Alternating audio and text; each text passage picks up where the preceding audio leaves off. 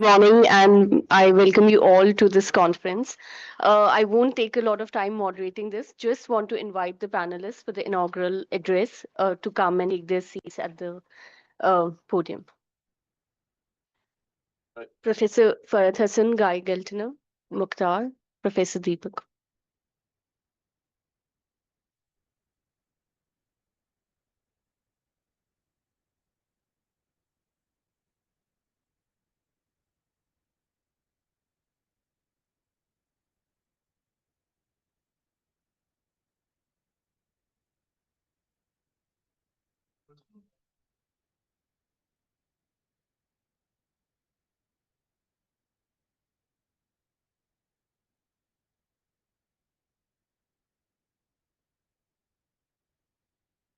Yeah.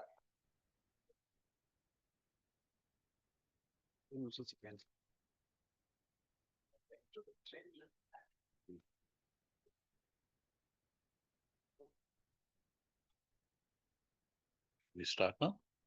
Yes. I'm just perfectly on time. Right. Great. Can we just check that the people on the Zoom? Couple of minutes. Couple of minutes? Mukhtar, can we check that the people on Zoom are let in?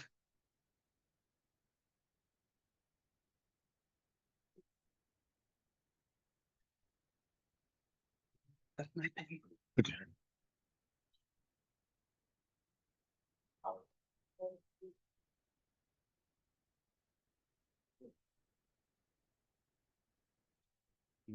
हाँ उसके बाद इनको और उसके बाद लेकिन दीपक साहब को भी इंट्रोड्यूस करना होगा ना, मैं ही कर दूंगा तो ब्रीफिंग, उसके बाद Deepak Kumar and then you. ठीक है.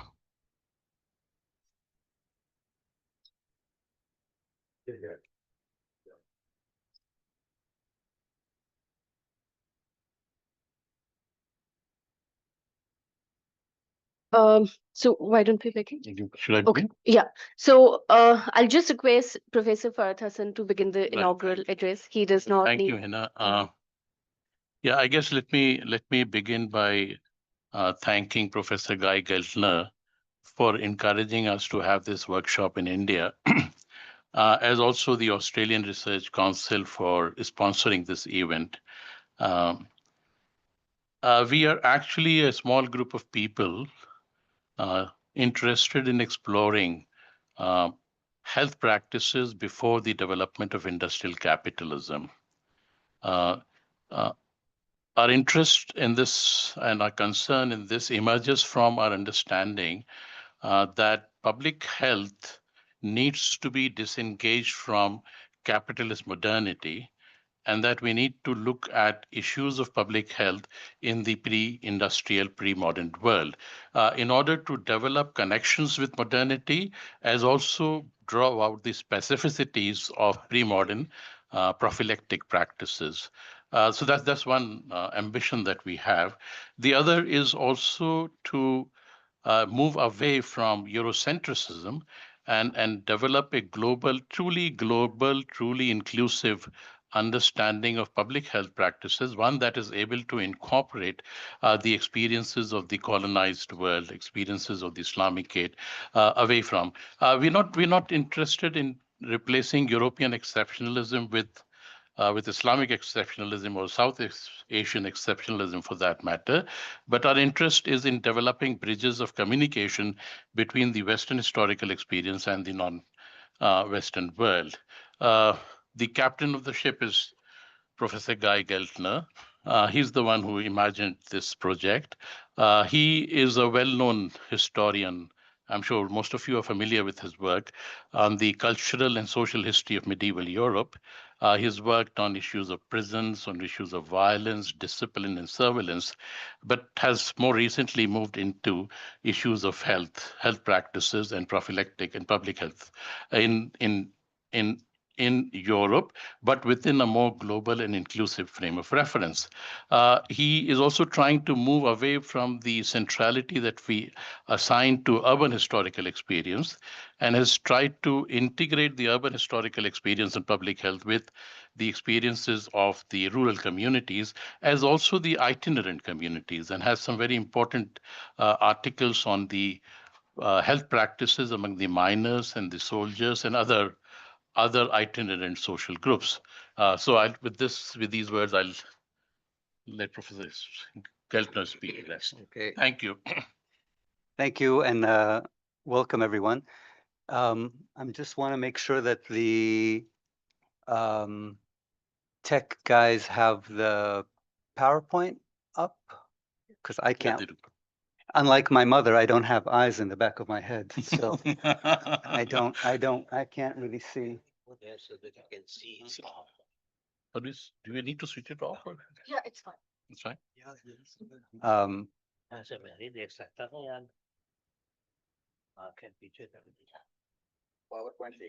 Acha. Pardon? Oh, yes, please, by all means. Yeah, I think we need to.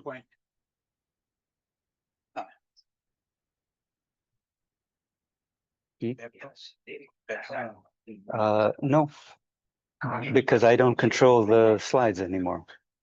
They control the slides. So I just need to make sure. Um,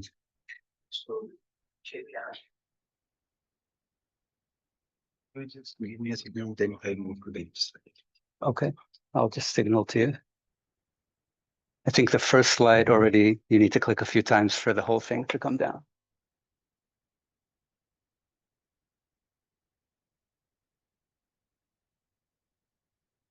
I think one more.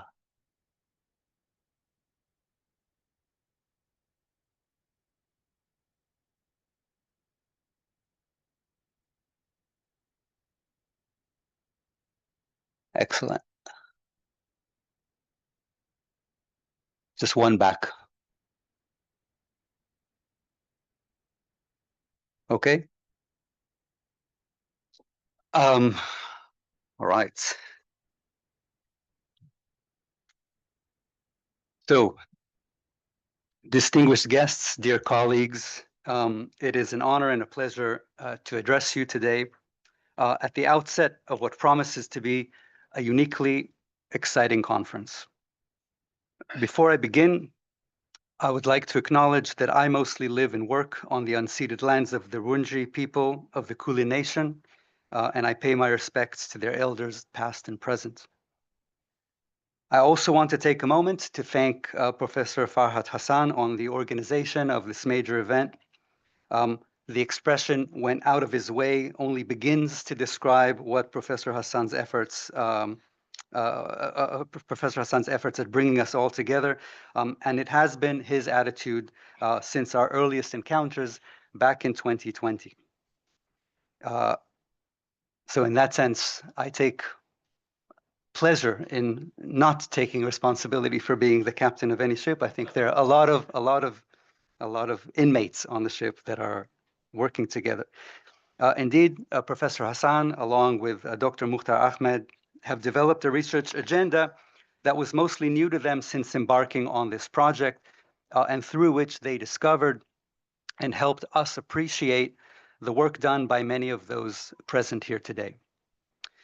When we first conjured up this joint research program, including a conference here in New Delhi, we were all still deep in the throes of the COVID pandemic, when conference travel and archival research seemed the epitome of optimism.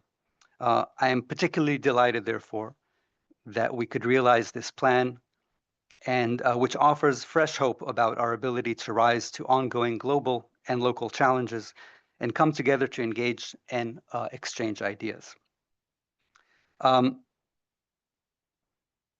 So, before we completely give up on the 21st century, let's try to make a few good things happen.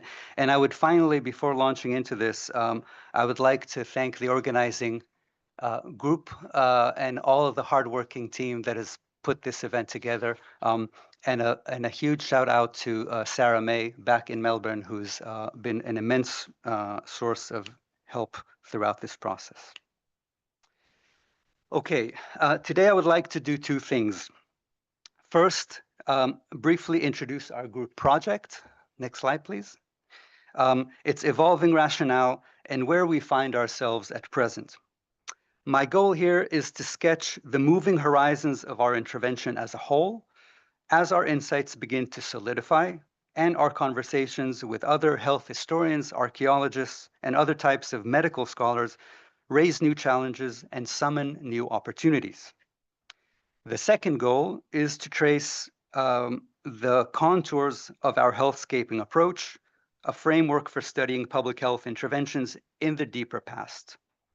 These are by no means limited to foreshadows of interventions considered valid by later science or captured merely by the type of documents favored by a modernist Euro-American historiography, as Professor Hasan said.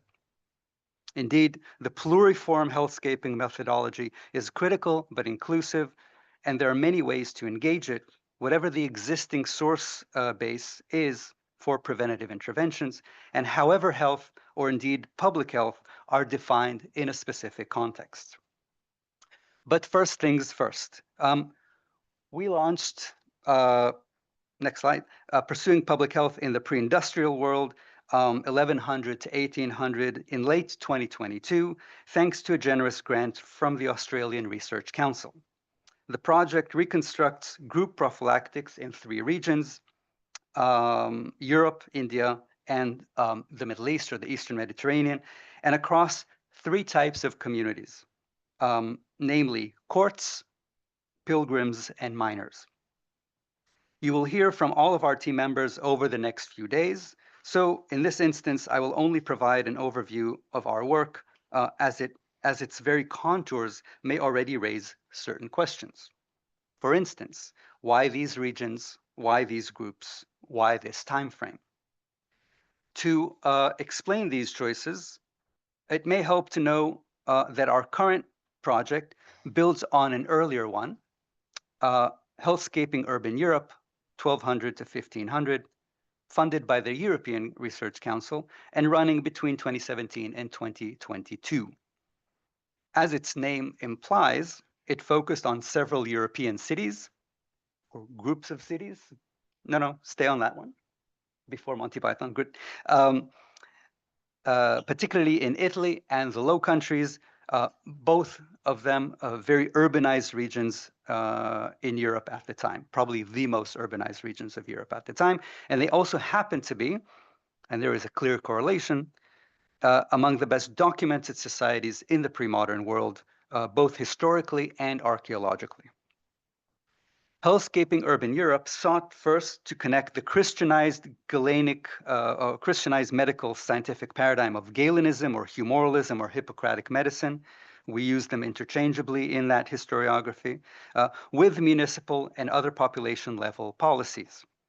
And secondly, to trace the latter's application or lack thereof in social practice. That pre-modern communities had ideas about disease prevention still strikes many scholars as presumptuous, especially those scholars infected by the germ of modernity. But even the most open-minded colleagues until recently didn't believe that prophylactic theories and even policies were anything but a dead letter. Run-of-the-mill health historians repeatedly identify a flicker of ingenuity in response to the Second Plague pandemic of 1346, 1353, also known as the Black Death, or the onset of the pandemic. But otherwise, they tend to trace the origins of public health, properly so called, to the Industrial Revolution and the environmental degradation it caused. A prevailing view also assumes that however well-intended earlier policies were, successful preventative interventions relied on centralized nation states and their apparatuses, representative democracies, and of course, advanced science and technology. However fascinating as a scientific paradigm, Galenism just could not get the job done. Add to all these reasons poor documentation in a traditional historical sense, and by traditional I mean European in this case, and it becomes easy to see why many continue to see pre-modern public health as something of an oxymoron. In response, we have set to join a growing number of studies that have heeded Professor Carol Rockcliffe's call for, quote, less mudslinging and more fact, unquote, when it comes to reconstructing earlier prophylactic programs. Our colleagues working on Italian and Netherlandish cities have, next slide please, reconstructed numerous practices grounded to some extent in humoral theory and which sought to promote health and fight disease at the population level. These included ad hoc, bottom-up, as well as organized vertical and institutional programs to enforce zoning, regulate burials, license physicians and other healers, reduce pollution from artisanal as well as immoral activities, and of course, ensure that healthy water, air, and food flows into the city and waste matter leaves it in due time. Finally, they amply showed that many of these practices far predate the Black Death, even if its onset impacted such routines and stimulated new ones, such as quarantine and health boards. None of this should come as a major surprise, for any other conclusion would have meant that urban societies in the pre-industrial past wallowed in filth and neglected their environmental health to a degree that can and has indeed been described as comical. I don't know how familiar you are. Every year I ask my students who has seen Monty Python and the Quest for the Holy Grail. There's a very famous scene there of people bringing out their dead during the Black Death, and it's supposed to be a caricature. But if you actually look at that clip, as I do many times, you will see that the depth of the irony comes from the very organized routines that they reenact in that context, and that our incapacity to imagine that is what makes it funny. But in fact, the reality was that there were a lot of things in place. So I continue to enjoy, as we should, Monty Python. Collectively, our first project challenged the common narrative of a transition into modernity by unearthing evidence for cities' concerted efforts at healthscaping, or creating environments where health can bloom. As a whole, however, the field's focus on Western European cities has yet to disrupt the gauging of quote-unquote civilizational advances according to what Dipesh Chakrabarty has termed a stagist approach to history. With stagism, non-Western civilization loiter in Euro-American modernity's waiting room until indications are convincing enough to allow them into the family of advanced nations, including their espousal of public health. Next slide, please. From our readings in health and landscape archaeology and art, architectural, literary, and religious history, it seemed plausible that public health historians of earlier eras and different civilizations are poised to expose the influence of Eurocentric, urban, and modernist biases. Yet embarking on this journey requires in part honing a revised and expanded toolkit, as well as a willingness to engage in transregional and comparative conversations, ideally within the context of a working team. Both aspects build scholars' capacity to move past urban case studies and trace preventative practices among rural and/or itinerant communities, and especially offering us access to non-elite communities or to non-elite practices. These groups and spaces provide the focus of our current team project, which, to repeat, looks at pilgrims. Next slide, please. Which, to repeat, looks at pilgrims, courts, and miners across Eurasia, and during a period in which many of these communities, albeit in different degrees and manners, fell under the influence of humoral or Greek medicine, sometimes referred to elsewhere as Dib or Unani. And we'll hear a lot about that in the next few days.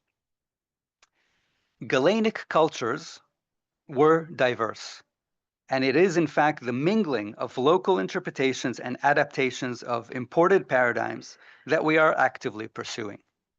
Nonetheless, there are elements of humoral medicine that help us hone a comparative angle, not least the role of climate and the environment, human behavior, and the four humors themselves on shaping preventative health interventions. Whether these interventions are designed by learned scholars, religious leaders, financial or military elites, or indeed humble scholars, pilgrims, and miners, we have now documented how much they owe to a specific sensitivity to the interaction of micro and macro scales.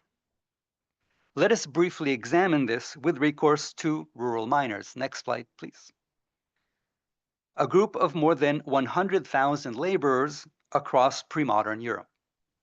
These men and women worked not only underground, but also under the assumption that the metal seams they were laboring to expose grew upwards into the mantle of the earth and exuded certain spirits or damps that impacted their lungs.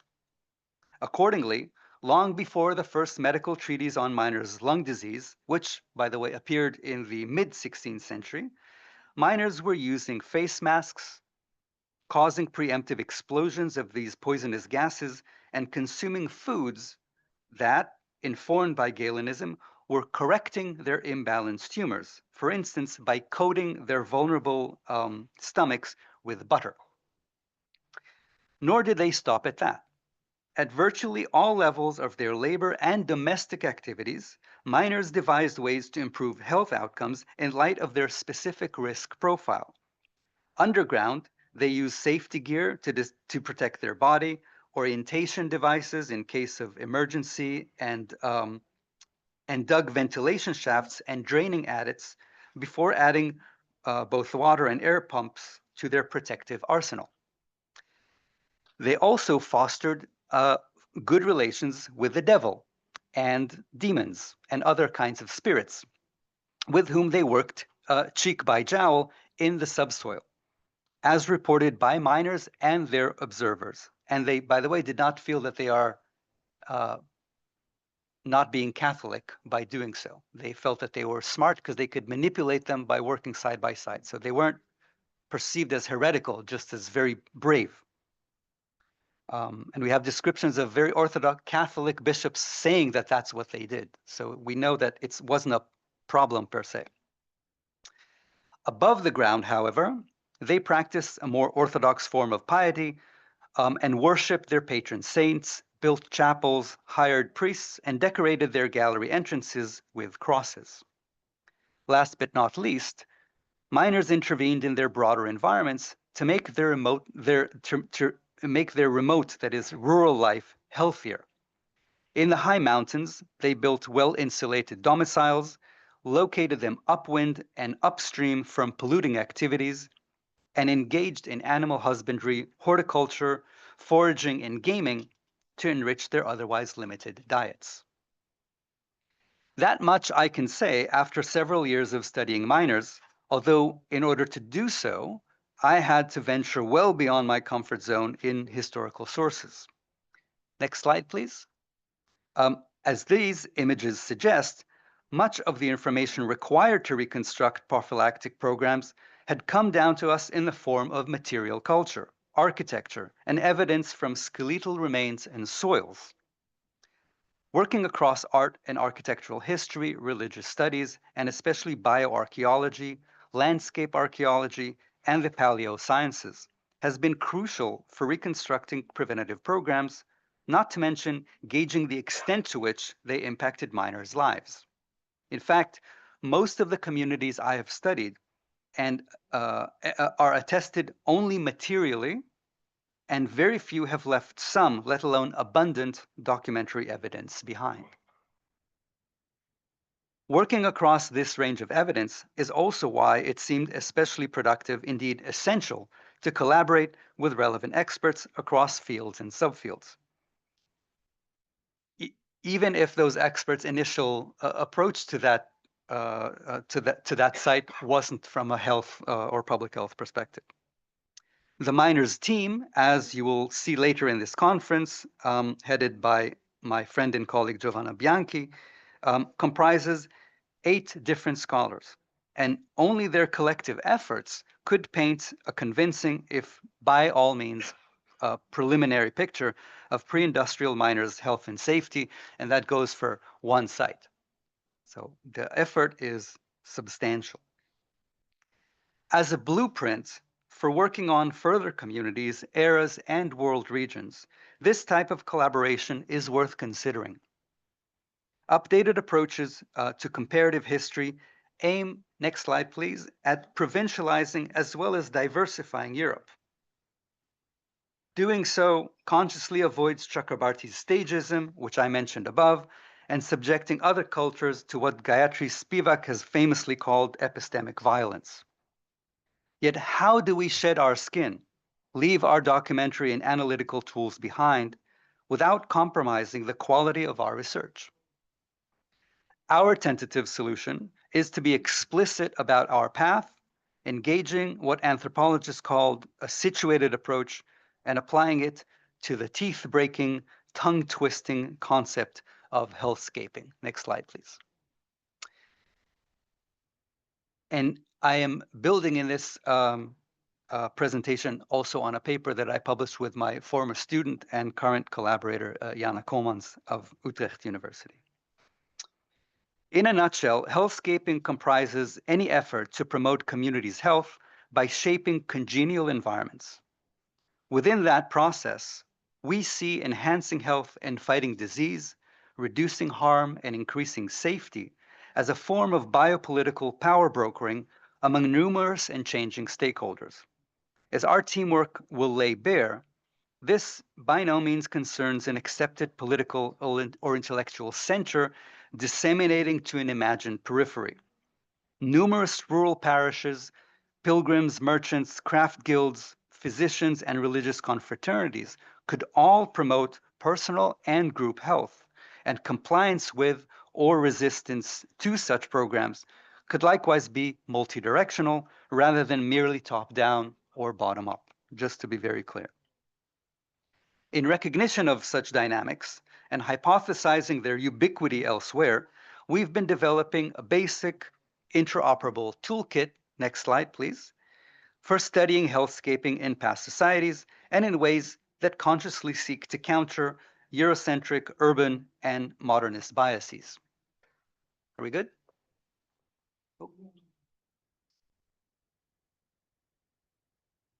What's going on? Okay. Oh, great.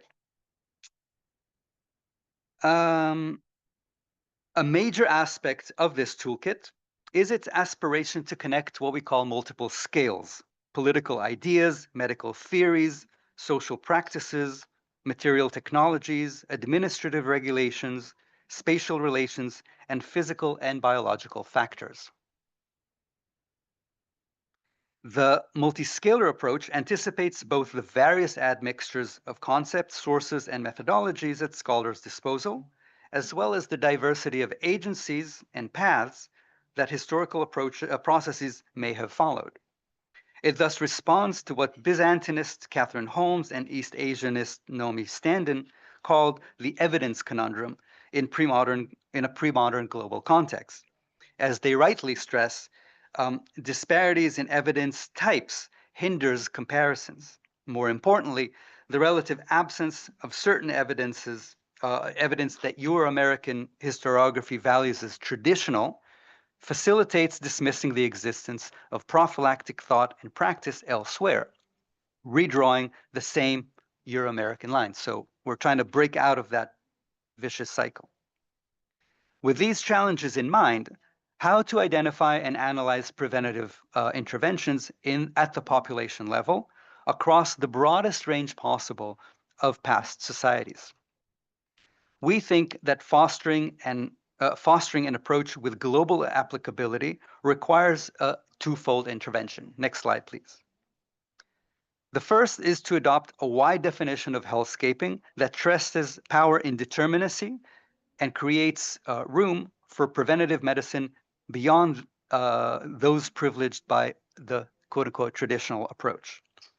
This redefinition has already made it possible to analyze practices at preserving group health in novel ways and open new tools for comparative work. Although much of this work has focused on Western European cities, we are presently moving deeper into the countryside, as with pilgrims and miners, and exploring sites and communities outside of Europe, including here in India and the Eastern Mediterranean. Which leads me to the second stage of the intervention we propose, namely the identification and pursuit of culturally specific entry points for reconstructing community prophylactics. There are numerous sources and methodologies for doing so, no matter how variable definitions of and approaches to health may be. But to avoid stagism and the analysis must remain uninterested in evaluating different places and periods according to modern biomedical standards. Instead, we stress the importance of exploring discrete cultures individually, if possible, as well as detecting instances of exchange and interaction among them of borrowing, adapting, and developing, including between political, religious, technological, and economic antagonists, because we know that exchange took place. Before explaining our toolkit, I'd like briefly to highlight, next slide please, two pairs of terms at the basis of our inquiry. Time prevents me from doing justice to their complexity, but I hope you will see how they deeply inform and in turn can be historicized by the study of earlier healthscaping. Next slide, please. The first and most obvious terms are health and its modifier, public. In Latin Europe, where I mostly work, the word sanitas and to a lesser extent salus approximate the present day meaning of a state of being intact, vital, performing a range of expected functions. The nature of such intactness, however, may differ significantly between and within eras, as physical, mental, and spiritual well-being were inextricable in many earlier cultures, and disease could thus be interpreted as a combination of deficiencies without privileging one aspect or the other. Next, the term public tends to appear in medieval Latin as an adjective, offering meanings that range from an abstract common weal, like in the term res publica, to an accessible physical site, such as a strata publica or a public road, as distinct from a strata privata, a private alley or road. Yet publicum can also serve to designate the possessions of a state or a community or else a common place. It is rare, however, to find the term used in conjunction with sanitas or salus before the 18th century. Although the attested phrase sanitas hominum and sanitas vicinorum, that is the health of people or the health of neighbors or people who live around there, provide a reasonably close meaning, and both of these are attested very nicely in pre-modern sources. At a modest stretch, the semantic range of publicum echoes the notion of a Habermasian public sphere, but even as a simple adjective, it readily shoulders the burden of group or collective health. Lastly, given their manifest political nature, public health initiatives shed light on, next slide please, the operation of power, and can thus be linked to the Foucauldian concepts of governmentality and biopower. In the context of urban prevention, moreover, the indeterminacy of power is easier than elsewhere to trace on and through infrastructures at their nodal points, such as roads, canals, gates, wells, and market squares.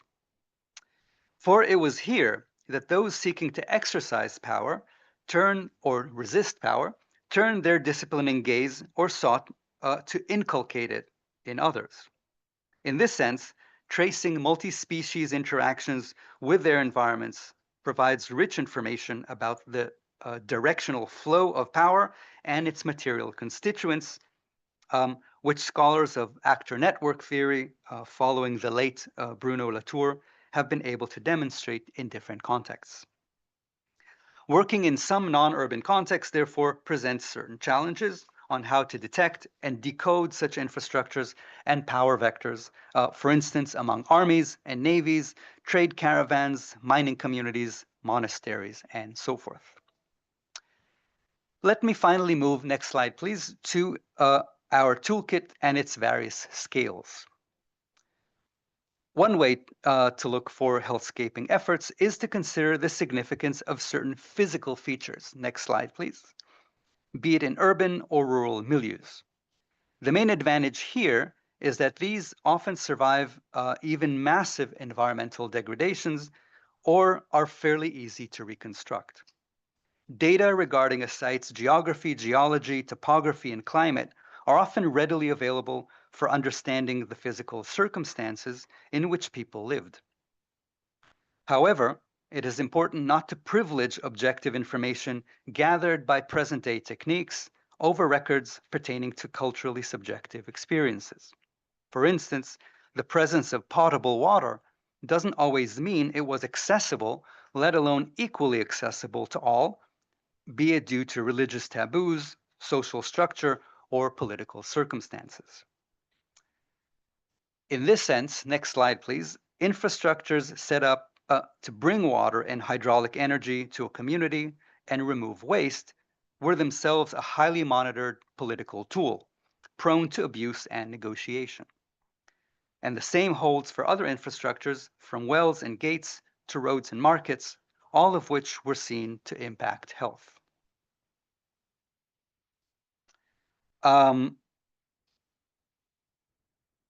Really? We are way past where we should be in the slides. I mean, not to destroy your dreams of coffee, but can you go back? Keep going back. We should be in skeletal remains. One more. Thank you. Other physical remnants inform us about hygienic conditions, for instance, cesspits, skeletal remains, and their location and distribution. Here too, however, a responsible historical analysis will study data on a community analysis of a cesspit, also as set against the specific dietary prescriptions of that community, rather than be evaluated only in terms of modern nutritional science. And as osteopathologists have rightly stressed, the prevalence of a modern disease's indicators in ancient DNA or aDNA do not necessarily mean it was experienced as such by its carriers. It therefore behooves health. I was looking for an opportunity to use the word behoove. I hope you are enjoying it. It therefore behooves health historians to also link subjective descriptions of ill health with pathologies they encounter in bones or teeth, rather than only claims about a community's health based on modern biomedical parameters, also known as retrodiagnosis. Next slide, please. The spatial analysis of prophylactic programs is immensely valuable.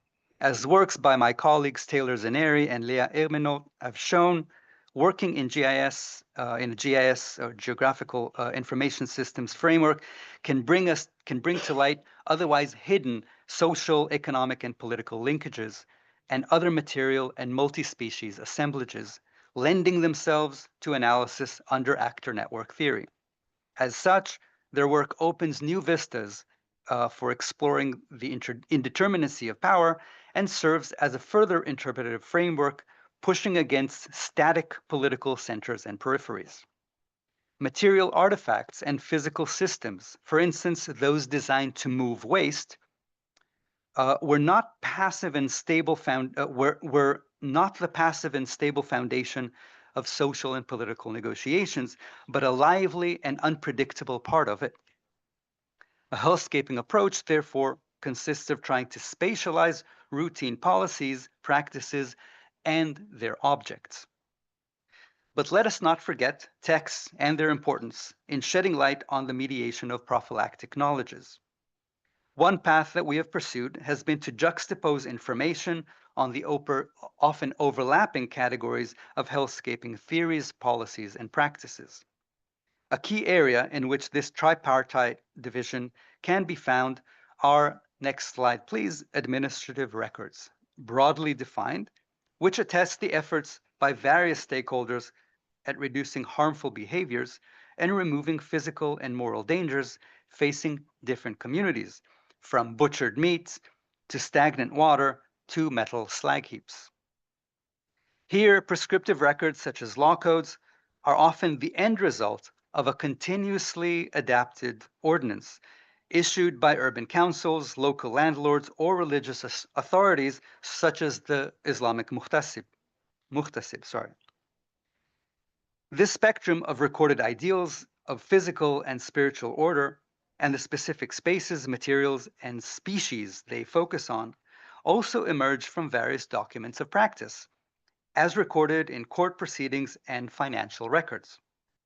In my experience, virtually every society with an extant legal repository preserved some aspect of health or safety related issues it dealt with, and it is usually a matter of wanting to find it or wanting to look for it that matters. Attended upon legal sources is the question of enforcing preventative policies, including zoning. For instance, the rich records of the dirt masters of Bologna provided the basis for several rich analyses already, and many like these survive for other cities as well. Their absence, however, need not indicate ignorance or apathy. As work by Claire Veda, Dolly Jorgensen, Jana Komans, Lola Digard, Jane Stevens Crawshaw, and Abigail Agresta have shown, different admixtures of scales and sources can illuminate local, urban in this case, efforts from the combined perspective of urban accounting, city council deliberations, and petitions by private individuals and institutions such as craft guilds, neighborhoods, and the church. These often approached a tribunal to solve disputes concerning stench, sewage, fire hazards, or access to water for drinking or hydraulic energy, which in turn shaped a community's healthscape. Next slide, please. Besides administrative documents, medical scientific literature, which we'll hear a lot about in this conference, illuminating or at least informing healthscaping approaches, include medical tracts, regimens of health, and physicians' opiniones, but also letters, recipes, and household books.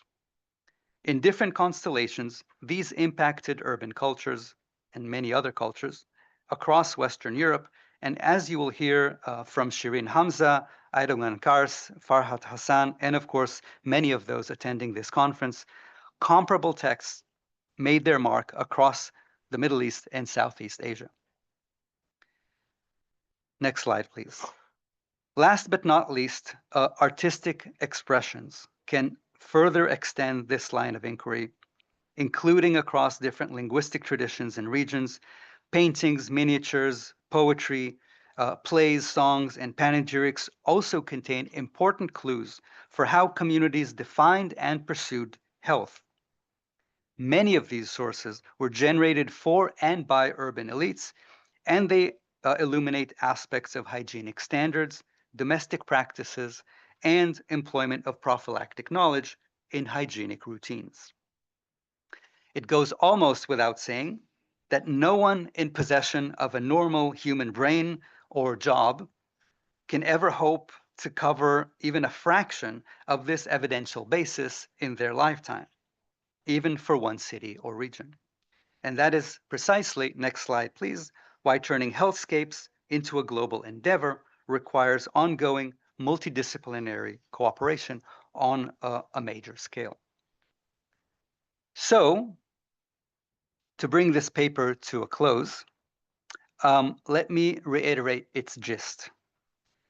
A convincing, granular, but uneven picture has begun to emerge of how past societies have tried to ensure they lived in or passed through places where health can bloom. That much of this historiography concerns Western European cities is certainly no accident, nor should it serve as an indication of one region's civilizational forte, as it were, let alone buttress any claim of a normative imperative when it came to healthscaping. To state the obvious, even within Western Europe, cities were anomalous, and among them, they display different ideas and practices reflecting inter alia the resources at their disposal. And just as much as historians need not judge these cities' achievements by the yardsticks of Euro-American modernity, including engaging in retrodiagnosis, they should likewise jettison the same type of stagism from studies of healthscaping elsewhere. Instead, carefully and critically building on existing methodologies, historians of early complex societies can trace local paths, one group and region at a time, as a first step to comparing public health vernaculars across regions and around the world. Thank you. Final slide. And I look forward to everyone's contribution and the discussion in the days to come.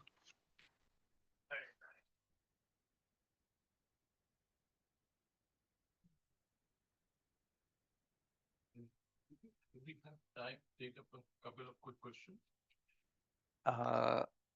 Let me look. I think.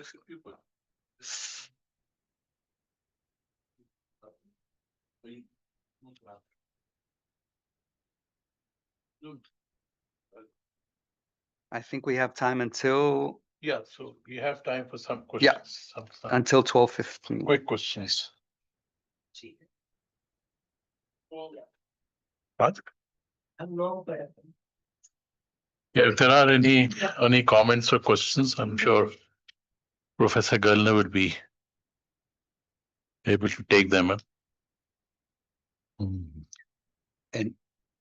And just to make sure, if someone is monitoring the Zoom chat, there might be also questions on the Zoom chat. Of course. Those online can also ask questions.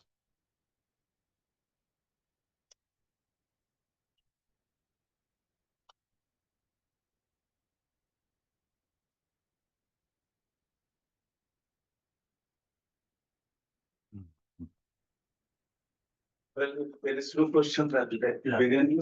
Yeah, sure. I have one curiosity to your entire discourse was concentrating on the landscape. What was happening on the oceanic world? Because I'm interested in that also, so I would like to know something about that. Thank you. But thank you. By the ocean, you mean maritime communities? And the seafaring community. Seafaring, yeah. So we've begun to look at this, not in the team, except vicariously as we look at pilgrims and merchants that are using the same infrastructure. My colleague Claire Veda and I wrote one article looking at miners and mariners, but it's absolutely at the very early. There's very little literature on that. Interestingly, to me at least, one of the main subjects that this intersects with is the history of enslaved people, because those were commodities that had to be kept healthy or in good shape to reach the next port, the next market. And so scholars such as Hannah Barker, at least that I know of for Eurasia, have worked on that a little bit. And again, Claire Veda is developing a big project on that. What we do know is that there is hellscaping in ships, for sure. And that, as I think we all know, it's a difficult environment to be in, especially for a long time. And you can imagine the challenges of doing that in ships where accommodation and other kinds of amenities were very limited, especially for most passengers. But there are a lot of, both there are material remains as well as written texts that give us a sense of how they tried to meet those challenges in terms of their diet, in terms of the clothes they wore, the prayers they had to say, how to behave in different, and that's at least one of the things that are of great interest is the changing environment, right? As you go through the sea, you also, the change of climate, the change of weather. So there's no doubt that they were very conscious of it, and that there is Galenic literature advising on how to confront these challenges. But so far as I'm aware, there's not a single monograph that is really talking about health and safety in ship until the early modern period. I think that people working on slave trade, for example, were more aware of it. But of course, slave trade is happening in earlier centuries, in millennia, across the world, to China, India, Africa. So I think it's a very productive path to take, and in fact, we really want to take it. I think that looking at merchants' records, there is literature. I think again, Claire Vitt and Hannah Barker are the best people to look at for this, on how to ensure an enslaved person's health during this journey, how they examine them. There's also what's the word? Sort of forensic literature on how to establish their health or what they've been through. But unfortunately, not that much. Fortunately for us, perhaps. Yeah. Thank you. I mean, are there any more questions? Natalie has a question. Oh, yeah. Who? Erdogan. Is it Megan? Megan has a question. Yeah. Oh, and Natalie. Yeah. Yeah. Sorry. Yes, please go ahead with your question. Yeah, there she is. Oh, me. Is it me? Okay. Sorry, I thought you said Megan. No, really interesting stuff. I'm not sure whether what you're doing will cover what I'm asking, but I suppose what I was thinking about it, when you're talking about healthscaping, at what point or did people sometimes view what we would consider health or health related conditions as at what point did that, I suppose what I'm trying to say is there any idea of where people drew the line, say, between what we would consider a health condition or what was a moral failing or what was a religious punishment, those kind of distinctions, if you see what I'm trying to get at? Yeah. Yeah. Thank you, Natalie. And nice to see our friends and colleagues from Melbourne joining us. This is, of course, what we used to call the $6 million question. I think now the stakes have gone up, right? But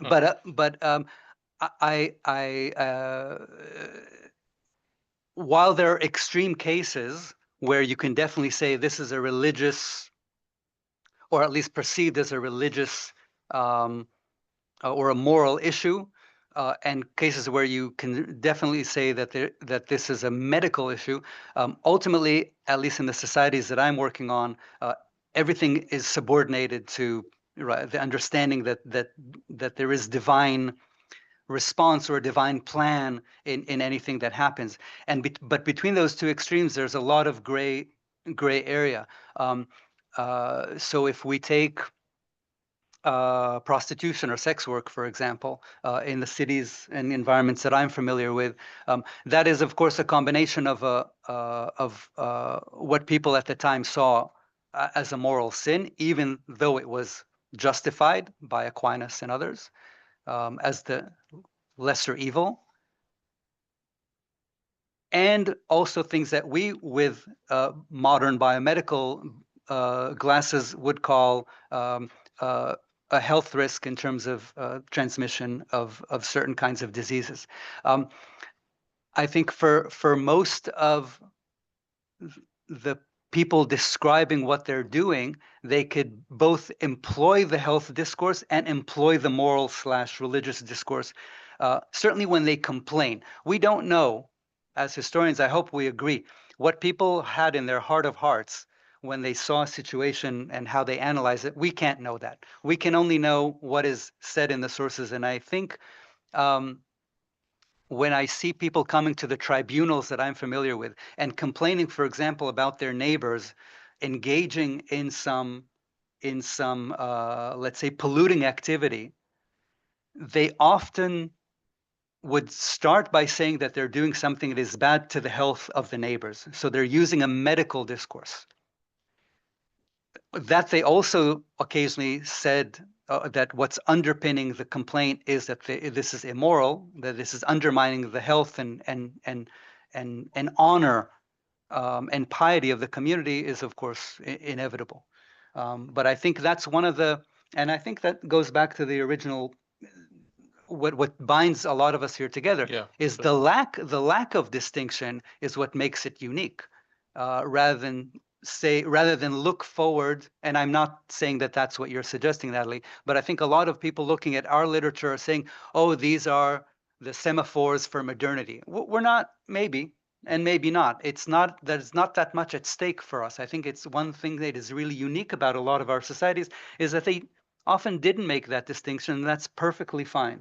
We are not. That's exactly the kind of stagism that we're trying to either acknowledge or resist. Absolutely. If that makes sense. Absolutely. Can I just add a subsequent, a tiny little? I was wondering, in terms of what you're saying, whether the concept of early modern lived experience might be something you might want to take up with that, because that way it also allows you to see how people experienced their sense of health and the environment through their own early modern lens rather than through ours. Does that make sense? Absolutely. That's I apologize if that wasn't clear, but that's exactly the exactly the prism that we're trying to take. Yeah. Thank you, Natalie. Thank you. Actually, I would like to combine the two questions together. The one that Ishrat just asked. I was wondering how would the experience of movement, the experience of displacement that the seafaring communities witnessed lead to an epistemic understanding of issues of health. So it's not just about developing practical responses to hard situations in life, but is there an epistemic transformation too that the experience of travel, experience of movement fosters in these communities? I think that's it's an excellent question, and I think that at least my assumption, or I forget what my assumptions were at some point. We've just been deep in the field for a long time, but I'm quite convinced that why mobility is so important is that I mean, we take travel for granted today, putting aside the environmental impact of this very conference, but the you know, the vast majority of people in pre-modern societies didn't travel far. And so their environmental understanding of health was defined. I'm not saying it was limited, but it was defined by what they knew and the seasons that they went through and things like that. Remember seasons? Yeah.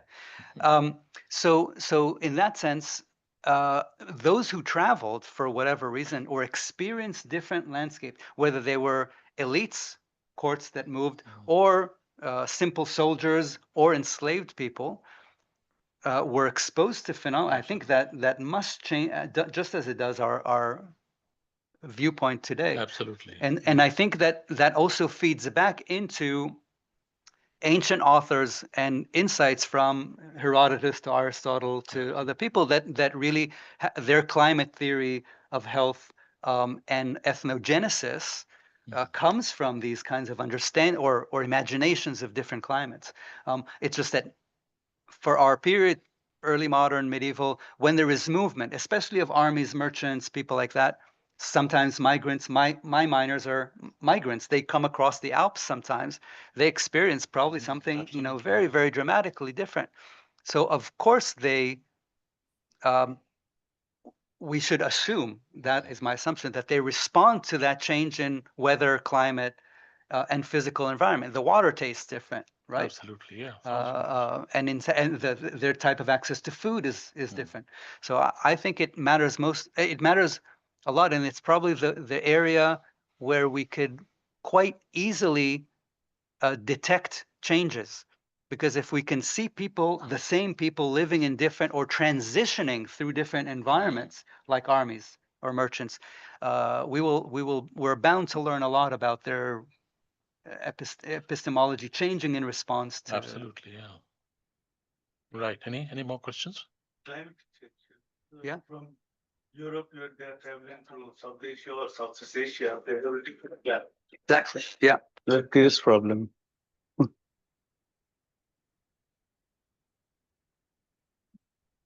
Are there any more questions? Do we have time for more questions, Mukhtar? Or are we done? Okay. Yeah, so we still can take a couple of quick questions. Are there any?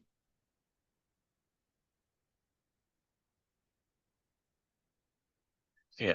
Yeah. Now, there's still this small questions about the miners because you make a very important intervention in terms of your understanding of the mining community. And you're now working and trying to explore evidence in South Asia. So I was wondering, what kind of evidence do you get in South Asia? And is it enough for you to enable a comparative cross-cultural perspective on the mining communities in the two worlds? Or you don't have that kind of data here? The short answer is that I don't know yet. I spent 2 very nice days at the Archaeological Survey of India Library, and I'm very grateful for their hospitality in the last few days. It seems like this has not been a historiographical question in India so far, unfortunately, which again is good news for us in the sense that if there is evidence, we hope to maybe find it and collaborate with it. There are clearly, but there are good indications. So I came to know, and again, this is very superficial first impression. So there are groups like the Asur, yeah. who were metal workers, but they were also miners because they sourced their metal ore from the plateau on which they lived, if I understand the ethnography correctly. I don't understand exactly yet how far back they go, but it seems like quite a few centuries before they were basically moved out of their profession because of government. This is both Raj and Indian independent government clamping down on their use of wood. Yeah. So they were basically cut off from their profession in certain ways. And I'm sure they're not. We know for sure that there was mining, of course, all over India, Rajasthan, Bihar, both gems, metals, salt, everything. It's a very rich country. So in that sense, I'm convinced that there's a lot of mining.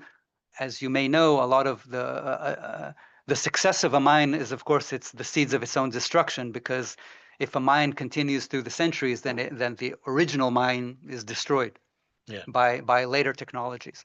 And what the mining communities were like, as far as I understand, is not a question that's been asked by ethnographers, historians. The technology, yes, very well covered for India. It is, yeah. Metallurgy and that kind of thing.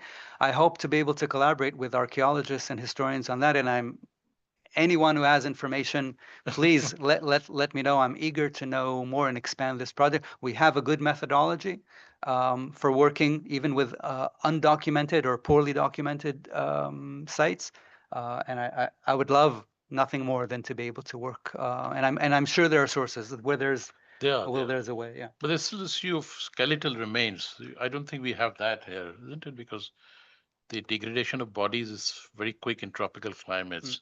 So that way you're lucky because you have those bones to examine. I don't think we have any bodily remains that are easily associated with mining communities, of course. Yeah, that's the issue. Yeah, it's a different. Or maybe some data of bodily remains that can be made available to us. I mean, that. Miners, but other people are there. Other Like people, what? Yeah. Like, there was an excavation there, 2000, that has been analyzed. Yeah, but that doesn't take us very far, does it? Limited. Acha. Yeah. Okay. Sikri, which came into existence during the 16th century. Okay. And during the course of my survey, I could find a large number of graves scattered all over the place, all around the city. And in some of the graves, there were skeletons available. But unfortunately, no one thought of actually going there and making a study of them. The only study which they have so far done is to read the epigraphs which are given there. Or for that matter, there is a site in Jaisalmer, just on the Indo-Pak border in the Thar Desert. There you have those, cremation grounds with half-burned bones embedded into the soil. And there are, they are known as devlis. There are thousands of them. Are But- they dated? But no work has No been work. done. Although the inscriptions are there, sometimes those epigraphs do tell us how they died. Yeah. But no one has worked on that. Are they so? Okay, so there's very little Very little. paleopathology. Yes, yes, Okay. yes. Yeah, please, sir, please. It's not a question actually. But I'm still trying to understand the theme of this conference because I'm not a historian. What I understood from this healthscaping is basically we are going to you people are going to study the pre-industrial time, the cave, the miners or the travelers or the armies, and from the understanding what preventive measures they took for the conservation of health, and then collect that information, and you are going to build a healthscape for present. Is this what I'm understanding from it, or it's just for a necessarily. comparative purpose? I mean, I think if anyone would draw, and it's a big team, and so there are people who may be more or less interested in applying the paradigm. But I think that the idea of comparing and also historicizing what health or what public health meant Okay. is very important. So it's just for the comparative purposes, understanding the health conditions of the miners or the ocean travelers. Predominantly. predominantly. One effort, yeah. One Okay, so effort. this is a healthscaping of the past, Yeah. basically. Yeah, so Absolutely. healthscaping Okay. allows us because, as we just seen, there are regions where either, let's say paleopathology has not been performed, or the evidence doesn't exist because of environmental conditions. That doesn't need to stop us, right? We have another path. We can go to landscape. Landscapes, we now have much better ways of understanding their own dynamics. In the past, paleosciences allow us to do that. So we sometimes don't need the documents, don't need the skeletal remains, we don't need the architectural remains. So every place is different. So we tried to create a methodology or a framework wherein whatever you have, we can take that and say what those indicators, what is their value for understanding how people. The overall intervention is to say, as Professor Hasan said at the beginning, the idea that to disconnect modern capitalism or global capitalism from the project of public health, which many people, historians and non, see as a modern project. I think this was more controversial to say before COVID. In a way, we're living in an era where we've all experienced brutal, 2, 3, 4 years where we did things that were very low tech, and we saw them working.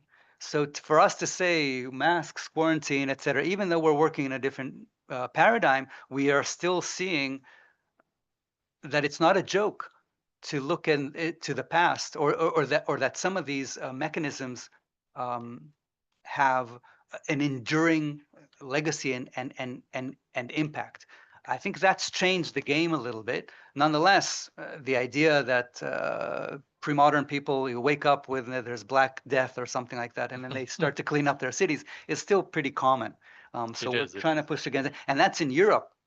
I think that their assumption is that, again, because of the European bias and all these other things that are at work in historiography, push against studying other areas. So as productive places to look for a history of health. Okay, right.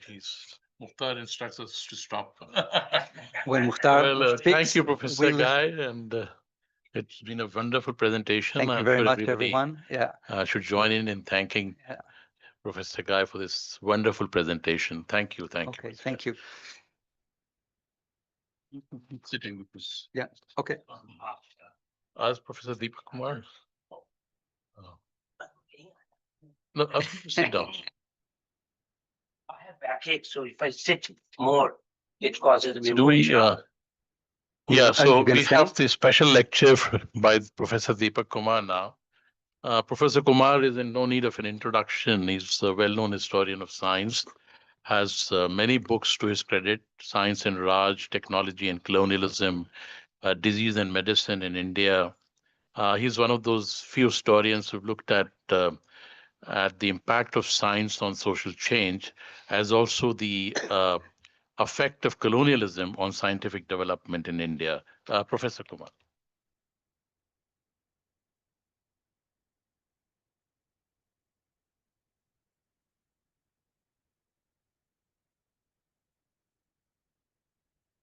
Professor Guy Geltner, Professor Farhat Sahab, my esteemed colleagues and young friends. I'm grateful to Mukhtar Sahab and organizers for giving me the opportunity to share little bit of whatever I know of pre-modern India. I hardly know. My area of work is mostly in 19th century. Canvas has been very, very small. Still, I was asked, I was prodded, so I dare to hint at.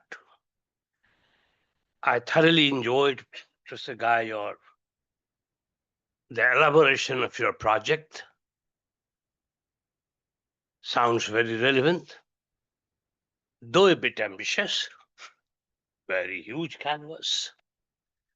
My friends who did environmental history, which had been in fashion some time ago, still continues. They talked about landscapes. And here, Professor Guy is talking about healthscape. Very significant. So I benefited from your talk, sir. Thank you very much. I take this opportunity to pay my respect, coming to healthscape, my respect to my teacher, Professor Syed Hasan Askari Sahab, whose article I read in 1970 probably on Bimaristans in medieval India. That was the first time I thought that health could be a subject of study, medical history. Later on, I tried to learn, but it was his article way back, more than almost 50 years, more than that, yeah, much more than 5 years. So I remember him. He was such a great man. And you know, the beauty of those scholars was they knew the sources. They had a grip over the sources. They had the linguistic ability. My generation, except for some of my few friends, we are Angrez. तो depth नहीं हो सकता, superficial translation में पढ़ते हैं, ठीक है. My limitations. Another limitation is I'm not still tech savvy. So no PowerPoint, sir. No power, no point. I'm going to present to you. I never enjoyed power. Nobody gave me. So there are no points. Without power, there you cannot have any point. It's the only powerful who make point. That's a very interesting thing. So my apologies on that count. Now, there are a couple of things which I would like to start with, saying that there has always been an Indian understanding, South Asian understanding, or maybe Asian understanding, a consideration for nature. Nature in Sanskrit, we call it Prakriti. But there is another meaning also of nature. For example, what would you call Swabhav? Very few people have talked about Swabhava. Swabhav is also nature. The medical man has a Swabhav, the patient has a Swabhav, even the herbs that are administered have a Swabhav. I find it very difficult to translate Swabhava, but for the time being, we take it as nature. So this Swabhav has been discussed and in numerous of our texts. My presentation revolves basically around certain texts, both ancient as well as medieval. Because texts, though difficult to decipher all the meanings, but text is what allows us an immediate grip or understanding of a theme. But the text must also be taken along with the context. Equally important. Text and context must go together. Some of my Sanskritist friends, whom I admire a great deal, they go lyrical, citing from, Sanskrit is such a beautiful language, so is Persian. You can always go lyrical in citations. But they forget their context. They don't relate it to someone. And then they claim that everything was there. As Meghnad Saha used to say, Sabai Vedayache. Everything is in the Vedas, so you don't need to go. And of course, in another holy text also. If everything is there, then why do we do research? Why do we move ahead? Another thing which I would like to submit to you, that this distinction between preventive and curative are basically modern distinctions. I think in pre-modern world, especially in the Indian subcontinent, we didn't distinguish between these two. Preventive and curative both went together, side by side, hand in hand.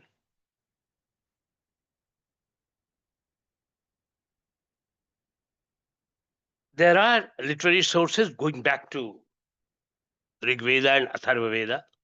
In Rig Veda, 10th Mandala, you have a very interesting citation where it says what a physician should be. A physician is one. Round him, the herbs gather themselves. Herbs come to him. So there is a very symbiotic relationship between herbs and the physician, between the thing to be administered and the administrator. Both come very close. So this symbiosis we also need to keep into mind.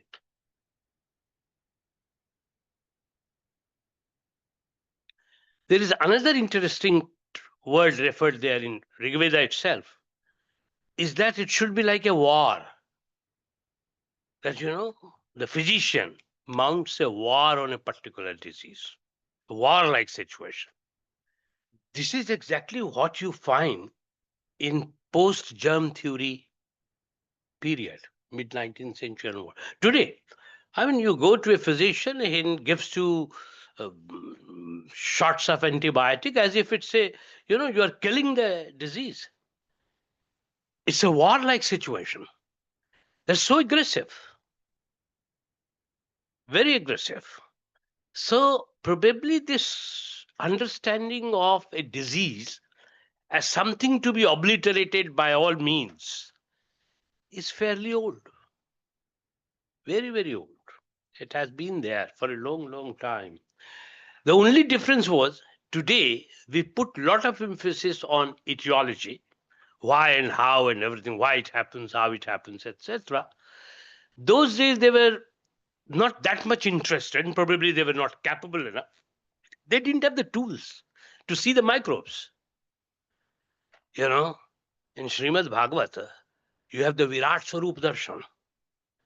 So the poet could see one sun, one moon, he could multiply by 1,000 moons in it. But in Virat Swarup Darshan, there is no microbe. Because Vyas didn't have the tool, the microscope, to know about that the microbes exist, much more flourishing than us. There was no way he could have known. That's why, even though they talk in terms of war, they do not know who the enemy is. The etiology was not known.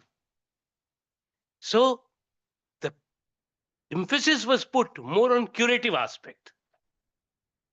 Body is taken as a kshetra. So in Charaka, you have bodies as a kshetra. Diseases are there, the whole miasmatic theory of disease, which you know. Diseases are there. You have to fortify the body and flourish. So fortification, immunity is the basic, crucial thing.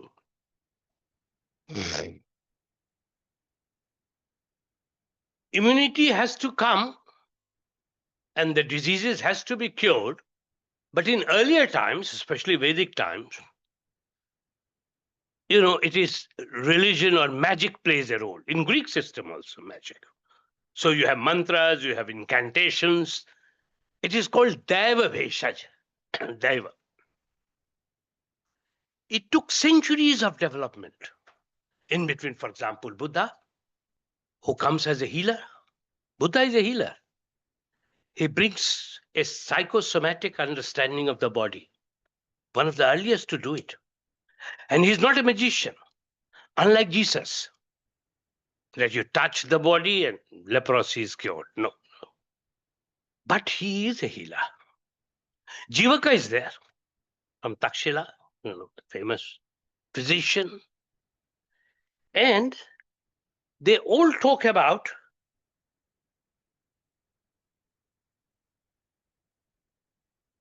certain physical realities in Buddhism, not mantras, no incantations. It's a middle space when Deva Bhaishaj comes to be replaced by Yukti Bheshaj. Yukti Bheshaj of Charaka. Yukti is logic. When body is to be treated with the help of logic, not only incantation, not only because of the God. Of course, the religious here remains in the background, but the proper emphasis lies on Yukti. If you see Charaka Sushruta, in the very first page, he pays obeisance, respect to the Brahmins and the cows. Thereby he insulates himself socially. By koi pitega nahi, nobody would beat him. If you pay respect to the Brahmin, even today you do it, isn't it? We all do this because of the power that they have held. And thereafter, inside the chapters, whether it is Sutrasthana or Nidana sections and others, you will see he's applying all kinds of broths, meat broths, all kinds of animals. He's writing like a scientist. Then religion doesn't play a role. Yukti comes. So from Daiv Bheshaj to Yukti Bheshaj. This is a huge.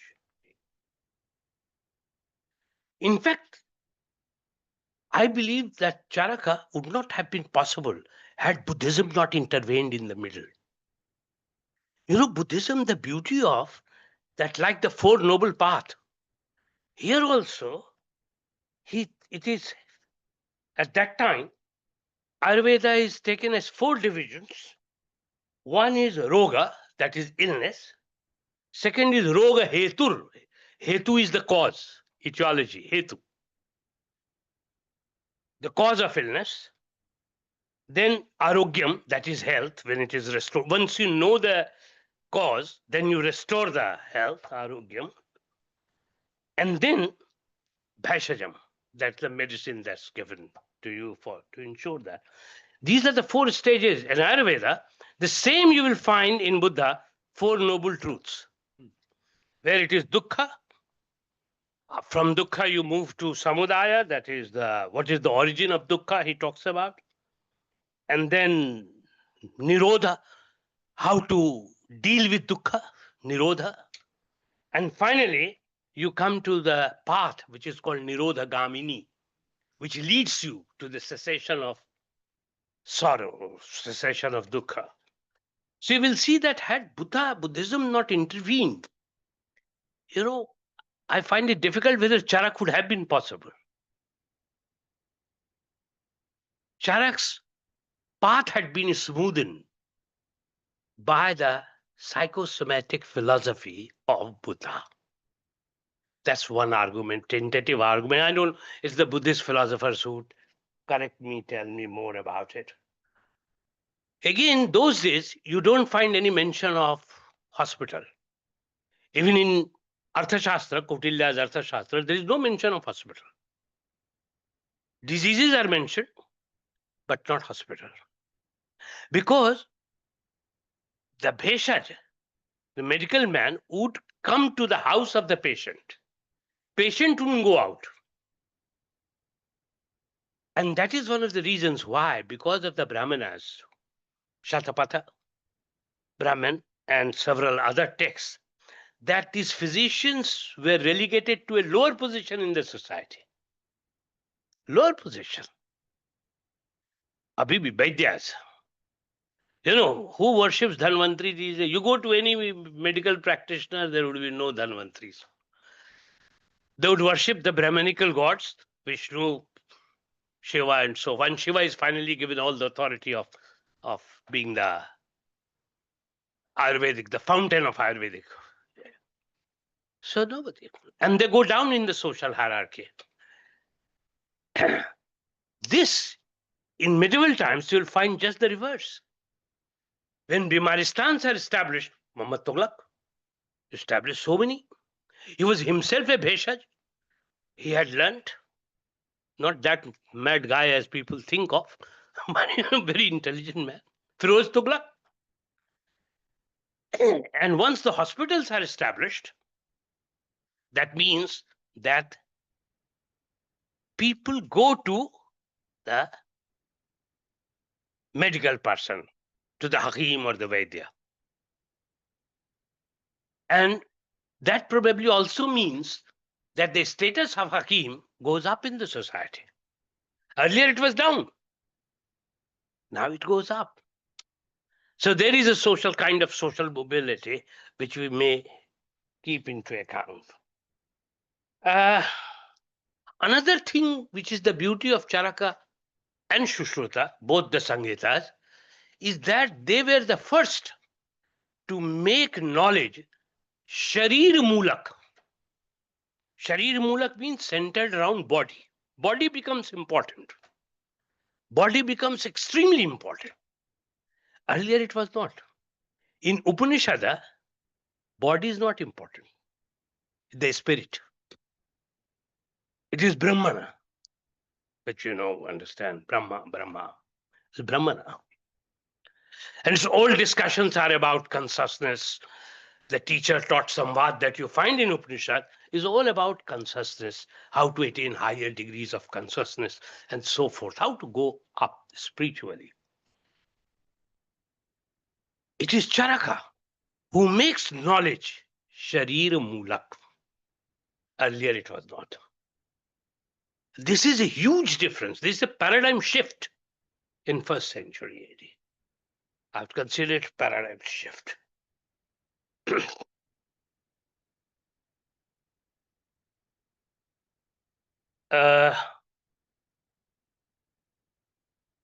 In the Sutra Sthana of Charak Samhita, he talks about the 4 pillars. One is the physician, who is very important. Then the attendant. Third is medicine. And 4th is the patient. Without patient, you can't. So all these 4 are equally important. Here again, like Buddhism, you will find 4. This is very interesting. In some of the ways, we have this category of 4 coming up. And this goes on for almost 1,000 years. from 5th century BC to 5th century AD. Humors, you have 4 humors in Unani, 4. Ayurveda, 3 humors. And it is the imbalance in the dosha in the humors that make you unhealthy. And this has to be done. And here again, this imbalance, the dosha in the humors, the imbalance is because of the swabhav of certain things. I'm sorry, I'm unable to translate swabhava. I don't want to use the word nature. Nature is a large, very large, but swabhav is microscopic. Nature is, Prakriti is macroscopic.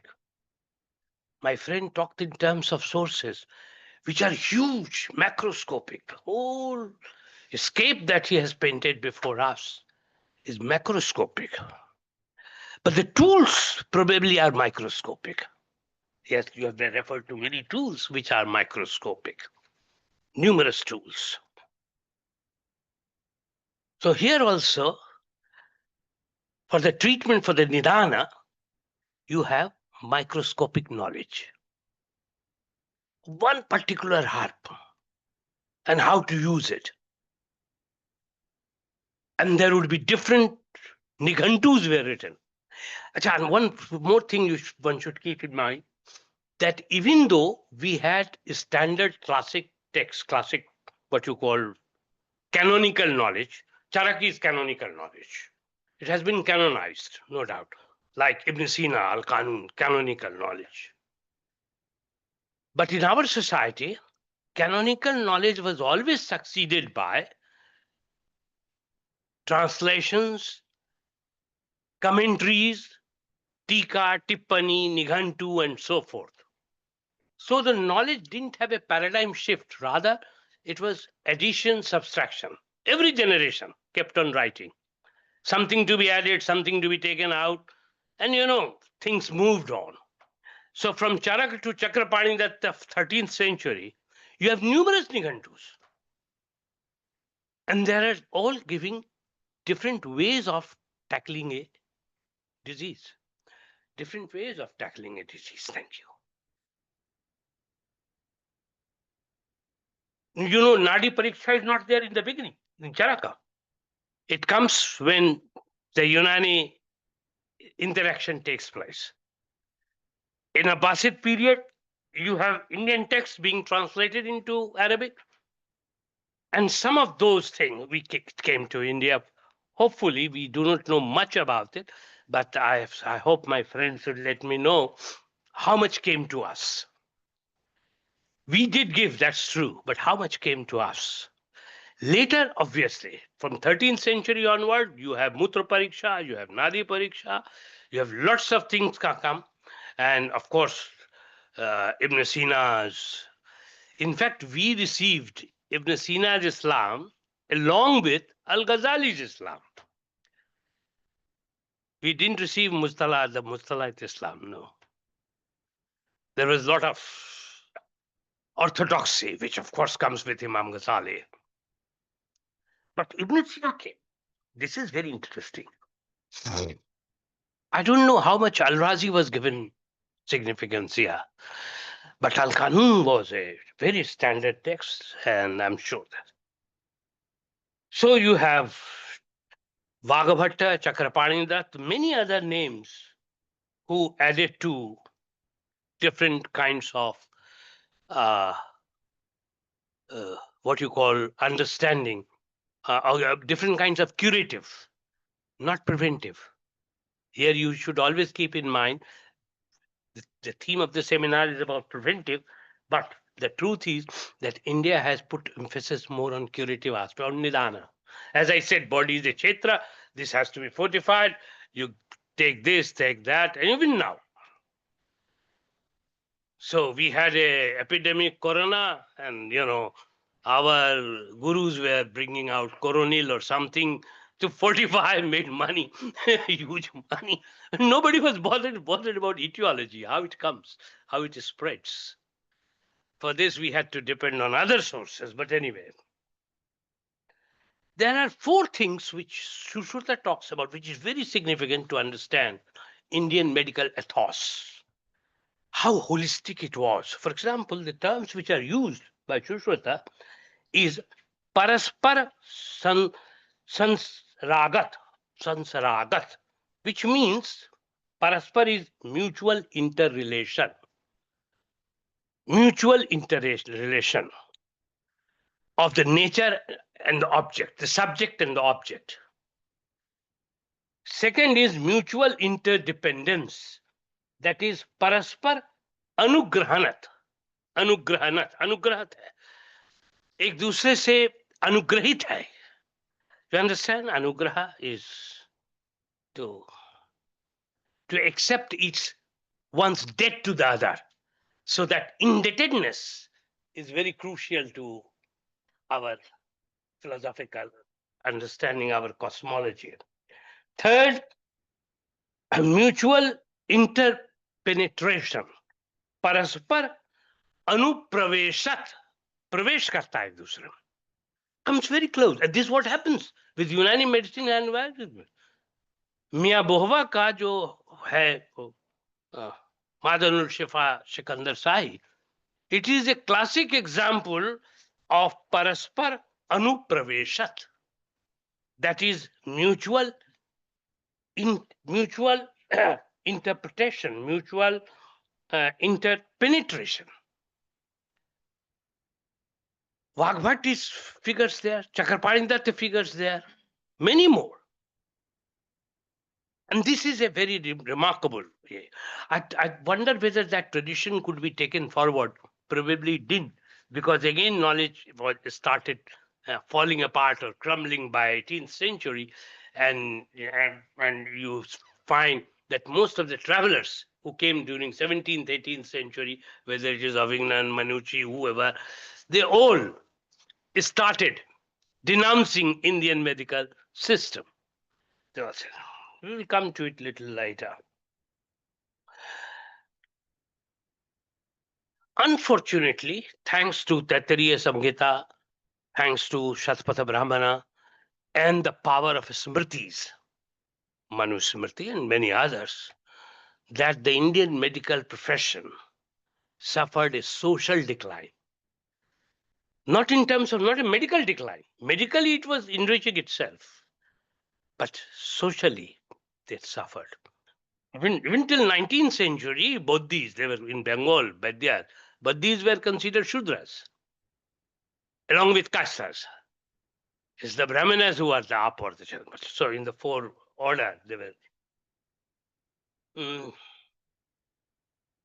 Fortunately, in South, there did develop an esoteric tradition of Siddhas, where Tantra comes. In later Buddhism, you have Tantra, which had certain medical, which you find in Tibetan medical practices, which goes to elsewhere also. But that in South India was vivid, was absolutely alive in the Siddha tradition. However, by 14th century, you have works by Vangasena and Sharangadhara who talk about Rasa Sastra. Rasa is alchemy. So alchemy comes. Once alchemy comes, then metals, minerals. In Unani also minerals are important. So there must have been some coordination, must have been some interaction between the two systems.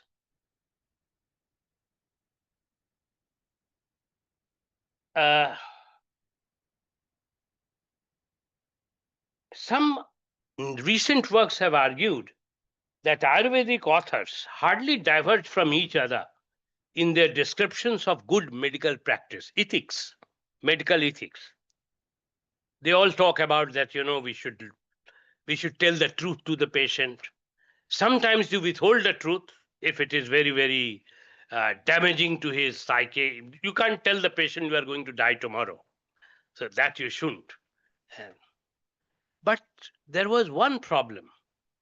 In Ayurveda, you will see that because the treatment was expensive, so the Ayurvedic practitioners were told by their peers, by their teachers, do not treat those who cannot afford your treatment.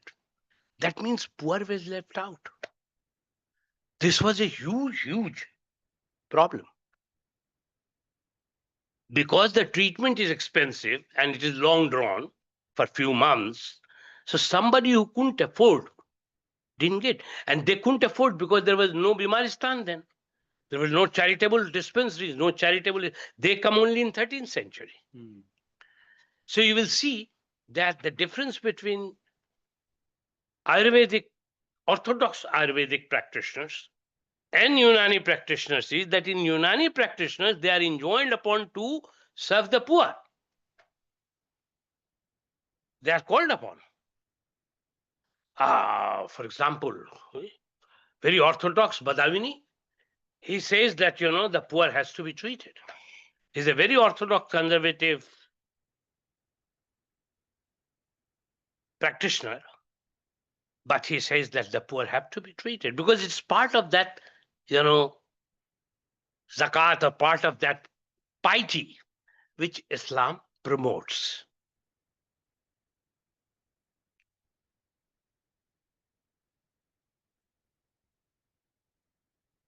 So there is a emphasis on 13th century onward that poor should be taken care of. That's why Bimaristans were a huge innovation that comes across. And that is how in 13th century, thanks to the Islamic interaction, this scenario, medical scenario or health escape, becomes much more interesting. So you have texts being written, you have institutions being established, you have, and all this goes on while politically it was a volatile. Politically, fights were going on. But as El Basham says, there were no fights between Vaidyas and Hakims. Brahmins fought, Rajputs fought, who they, on political level they were. But Vaidyas and Hakim, they never fought. If you get some in more instances of they are differing violently, let me know. But probably no, they learn from each other at the level of academic exchange, medical academic exchange. I did refer to Muhammad Tughlaq, did refer to others of the Turkish Sultan period. And that's how the kind of tib that grows here is a Indo-Islamic tib. It's not entirely based on what you find in the Abbasid period. No. There are changes taking place, exchange taking place. Arka, for example, the concept of Arka, inter-Indian. As I said, others also, for example, Mutra Pariksha and so forth comes. So forth. And we have several men who migrate from Persia, join the Mughal court. You know the names. Shamsul Gilani, he was called Hakimul Mulk during Akbar's reign. You have Abdul Qasim under Jahangir, Mir Muhammad Hashim during Aurangzeb, Mir Muhammad Zafar under Muhammad Shah. Hakim Gilani had produced 4-volume commentary on Al-Qanun. So a lot of things happening. You have Farishta in Adil Shahi court talking about how the medical exchange was going on in highly eulogistic terms. They were talking in terms of a kind of public health without using the term sanitas, without using in the European way, very explicitly. But what they were doing was public health. charitable hospitals being established, Darus Shifa being established. There is a text, even Lala Shrichand ka text hai, Tafrihul Imarat, where private traders were establishing Bimaristan, not only the king, but private traders, Gujarati traders, many others. And of course, there were many whom you would call today quacks. But probably they were not quacks. You have, I mean, my friend has talked about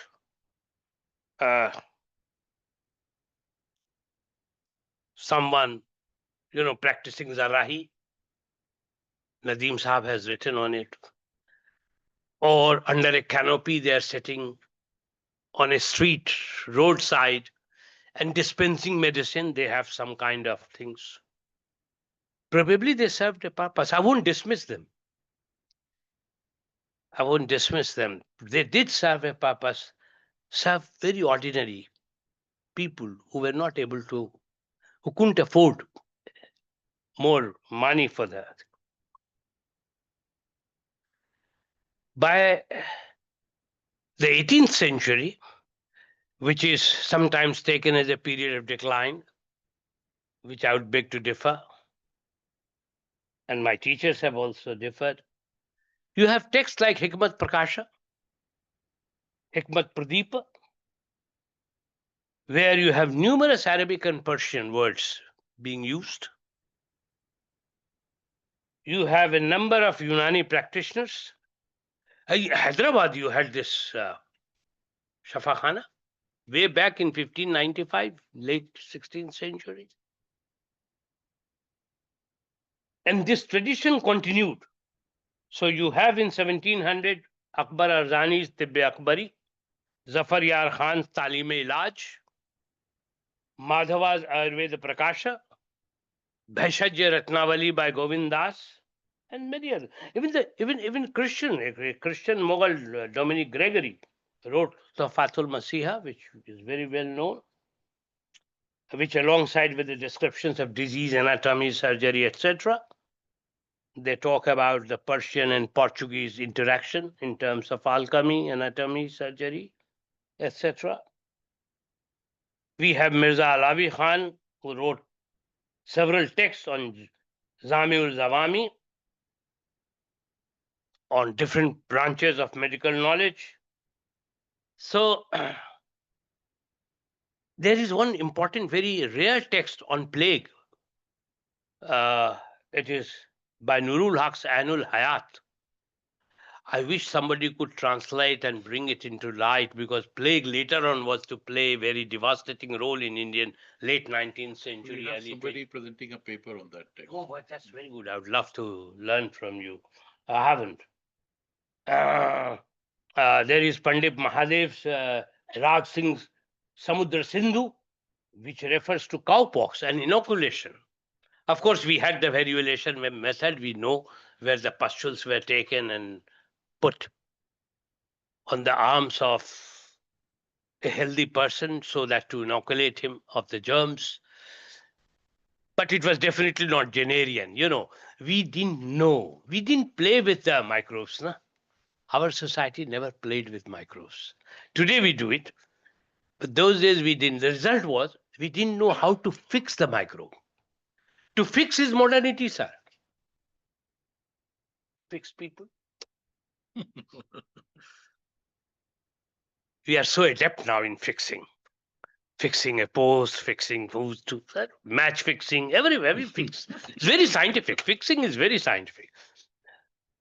You fix microbes. This is what Jenner did. You anticipate what kind of impact it would produce. This is what it is. In 19th century, you have Haffkin coming here, a Jew, Russian Jew, who came to Calcutta, prepared the first cholera vaccine, later plague vaccine, where he was fixing. Of course, using animal broth. He would travel with horses in the railway carriage, several horses, take the blood out of, infect them. And, it was a very complicated procedure, but he succeeded in preventing a major loss of life because of plague and cholera. This comes later, but we were nothing. The European travelers who came, like Manucci, Garcia da Horta, Ovignan, John Fryer, they all reported on Indian medical scenario, on the health escape of the country, whole of South Asia. And they were not very happy. Of course, they had a very low opinion. Ovington describes Bombay as a hotbed of vice, but vice was brought by them. I mean, we didn't produce vice. So Bhava Mishra says it is Firangi Roga. Firangi, the word comes Firangi. Then you have many others who tried to develop a comprehensive theory of disease causation. But at those days, they were almost unanimous in the opinion that it is environmentally driven. It's all about, as you said, sanitas environment. Miasma. This continues for a long time till the germ theory of disease comes and gives another picture to it. Now, germ theory of disease is an area which doesn't come under this pre-modern. It would be. Therefore, I won't talk about it. However, there were few people like Holwell who said that variolation was effective. On smallpox, he talks about Holwell and others. You have, even in 19th century texts, like Brihang Nigunta Ratnakara, a huge corpus of Nighantus which comes as a Ratnakara, which takes into account whatever had happened in earlier centuries on Indian nosology. Then you have Bhaishaja Ratnavali of 18th century, Vinod Lal Sen's Ayurveda. Now this Ayurveda word comes much later, only in 19th century. This is very significant. Earlier Bhaishaj never called Bhaishaj Vidya as Vijnana. It is only in 19th century when the word science comes to our dictionary in big way that people started talking about Bhaishaj Vijnana. 19th century only, not before. So that's one of our, because we knew about Jnana and Vijnana.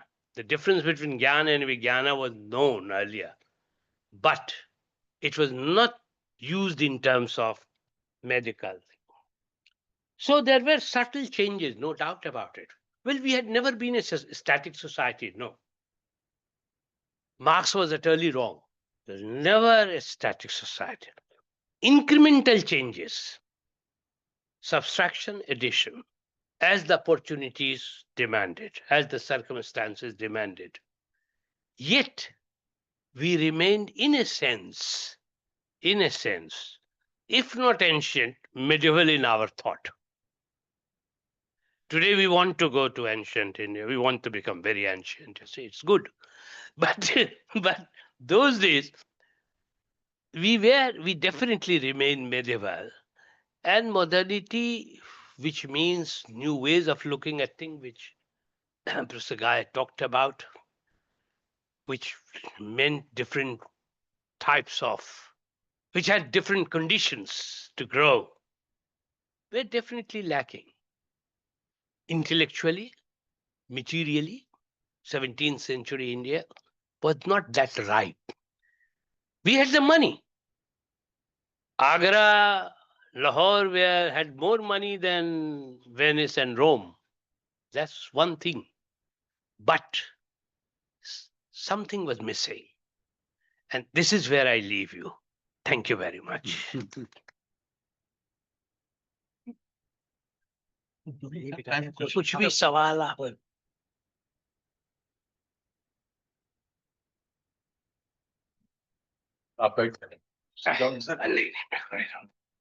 Okay, sir. Thank you very much for giving a very enlightening talk. Sir, could you identify the exact period of Charak and Shoshrata? Exact period, because on record it is 1st and 2nd century.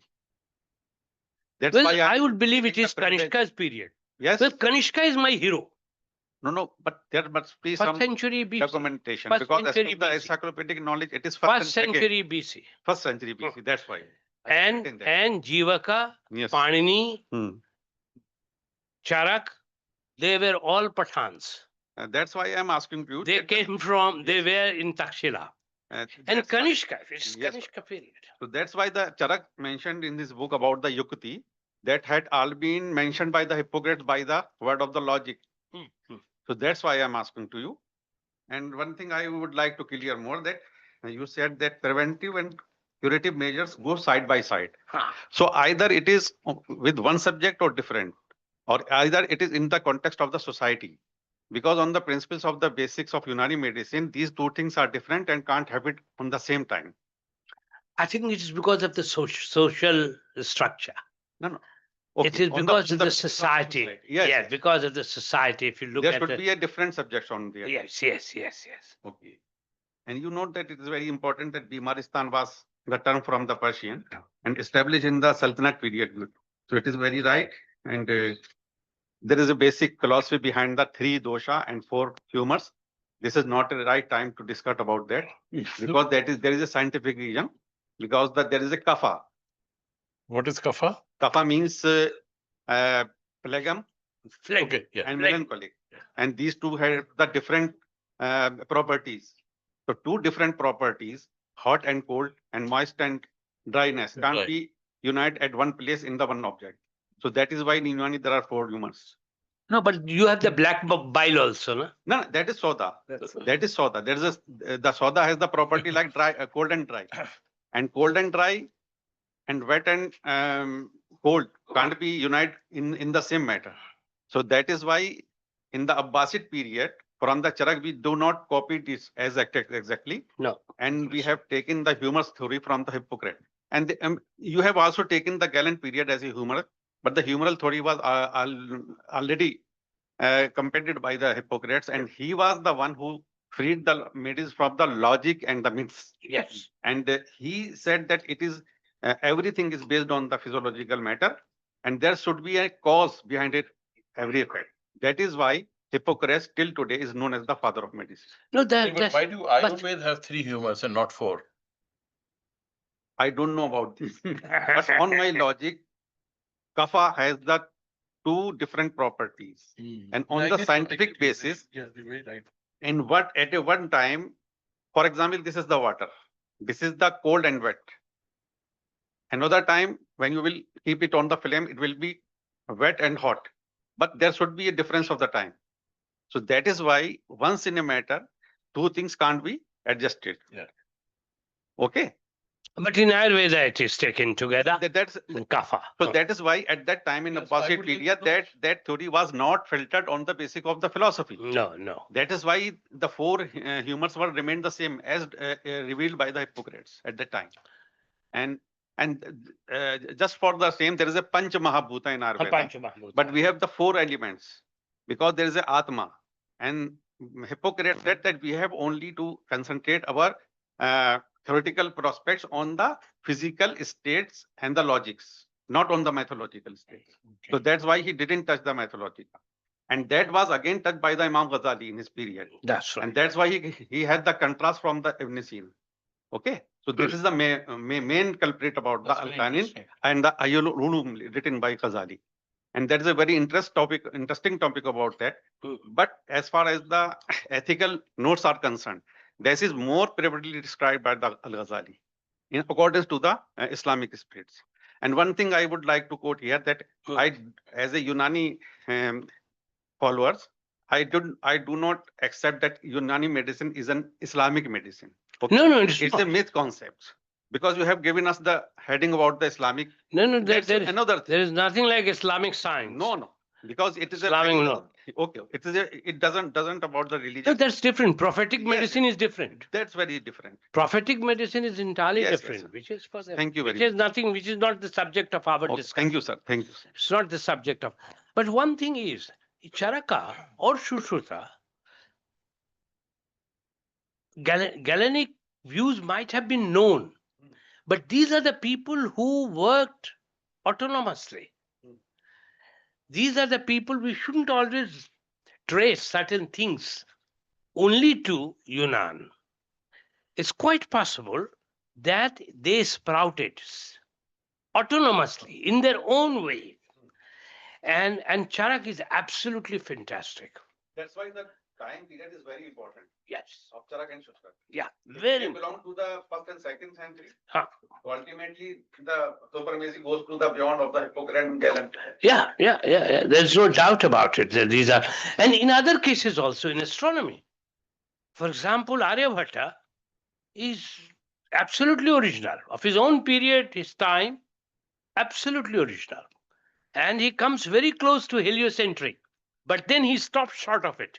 He couldn't explain further, and he's the one who says, "Prithvi chalati, shanai shanai." Slowly it moves, but without giving more explanations. This could have been done by his successors, but then there was this emphasis of this pressure of canonical knowledge. Because by the time Aryabhatta and Varahamihira, Puranas have been composed. And Puranas became the canonical text. In Puranas, you have the stories like the Greek mythology. And you know, Puranas are extremely significant, human imagination. But they talked about the Rahu, Ketu in the stories of, and poor Varahamihira is taken aback. Brahmagupta says, I know, he knew when the shadow of one falls on the other. But he withdraws. He goes one step ahead, two step backward. He says, no. It must be done by Rahu because the Puranas say this. This happens in the realm of Chikitsa also, where they had to insulate themselves from social pressure, from religious dogmas. But they were scientists, no doubt about it. Thank you very much.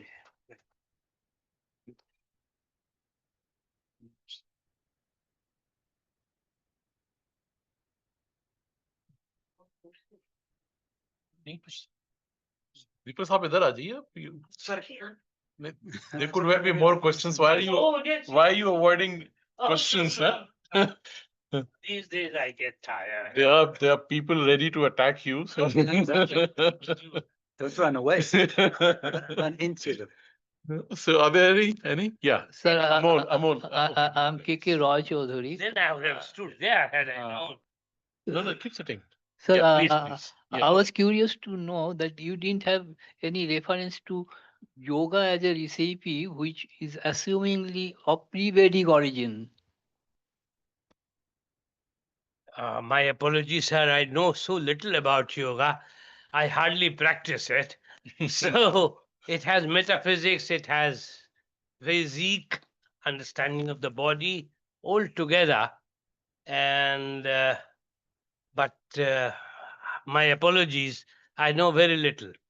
I haven't read the Astadhyayi and Yoga Sutra of Patanjali and so forth. So I can't comment on it. I'm more focused on Charaka and onward. But yoga, I don't think Charaka doesn't talk about yoga. No.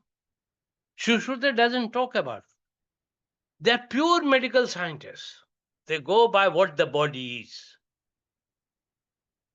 And they cut it into pieces. Later on, we forgot this whole art of dissection.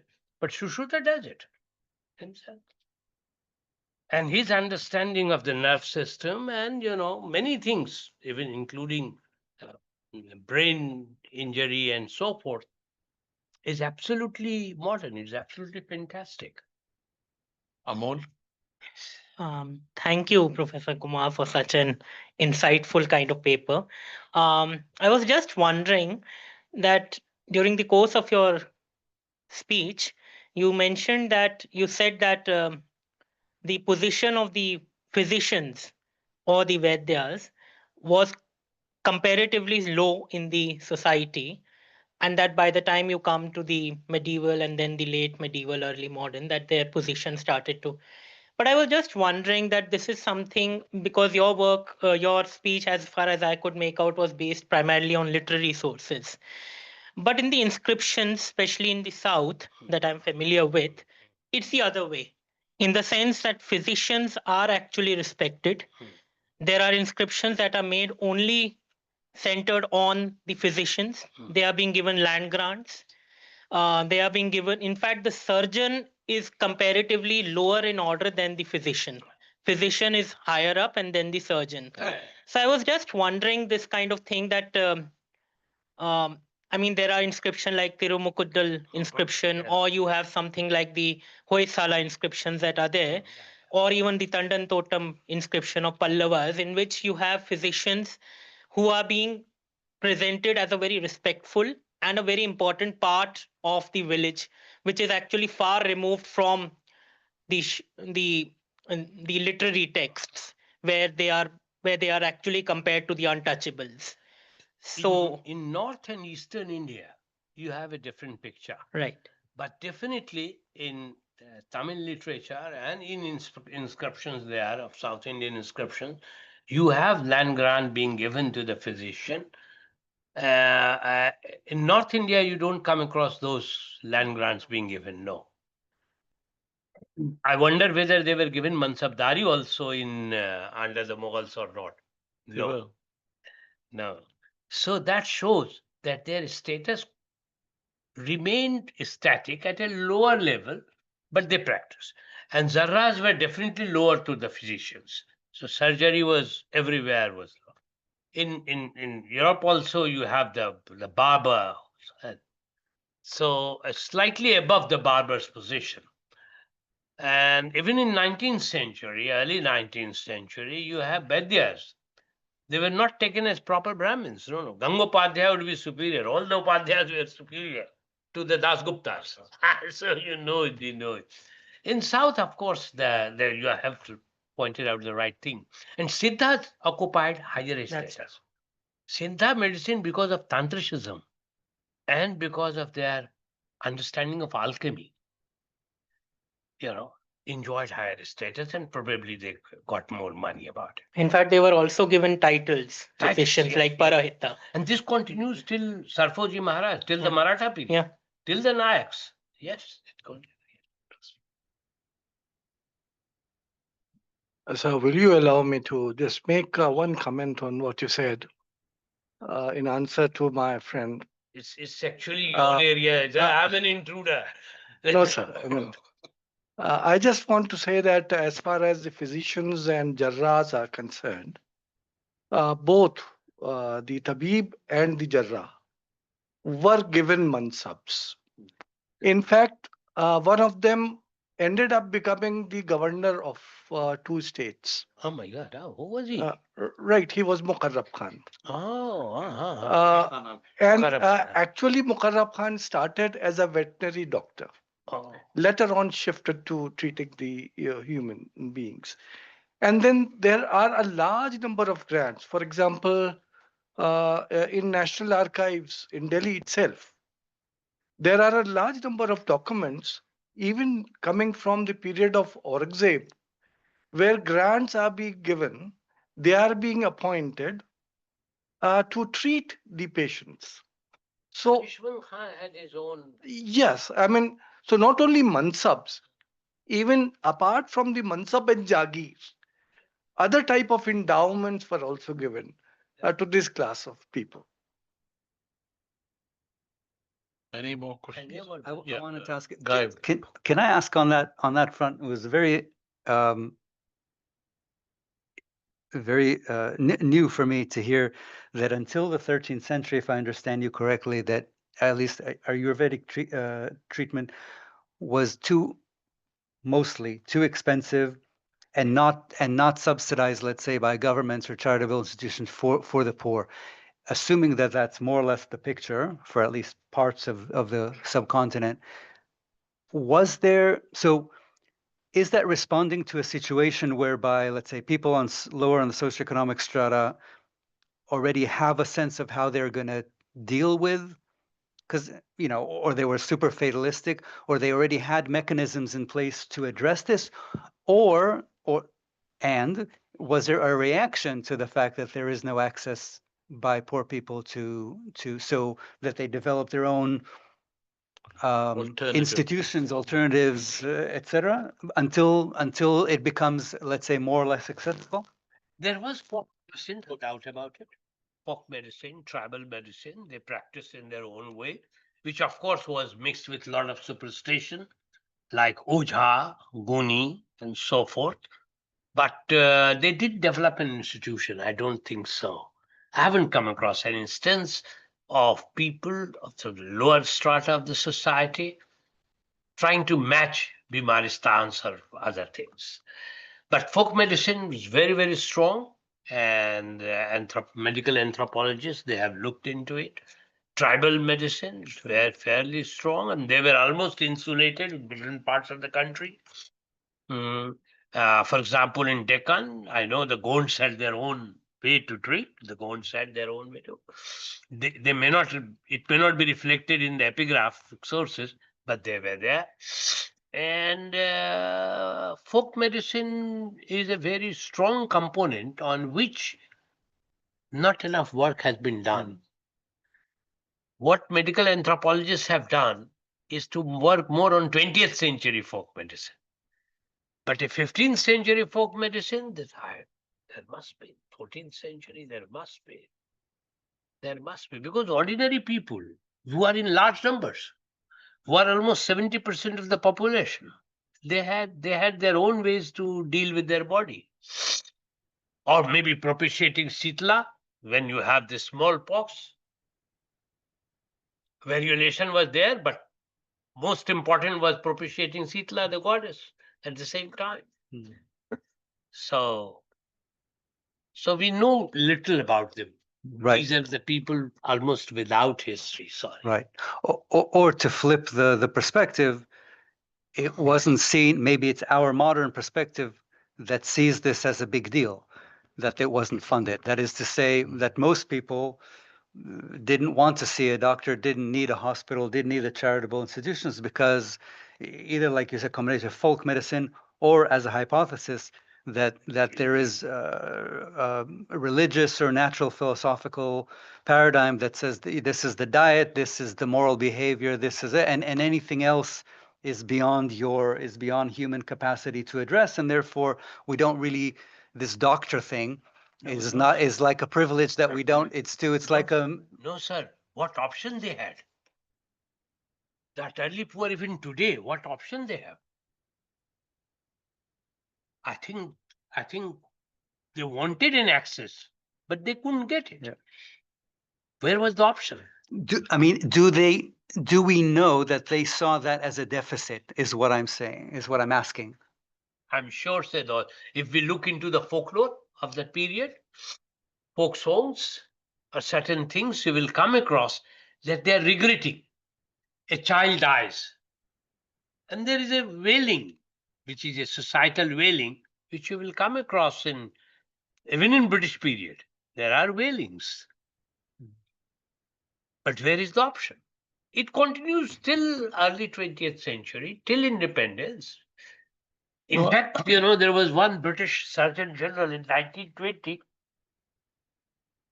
He says, Indians, they breed like rabbits and die like flies. 1920.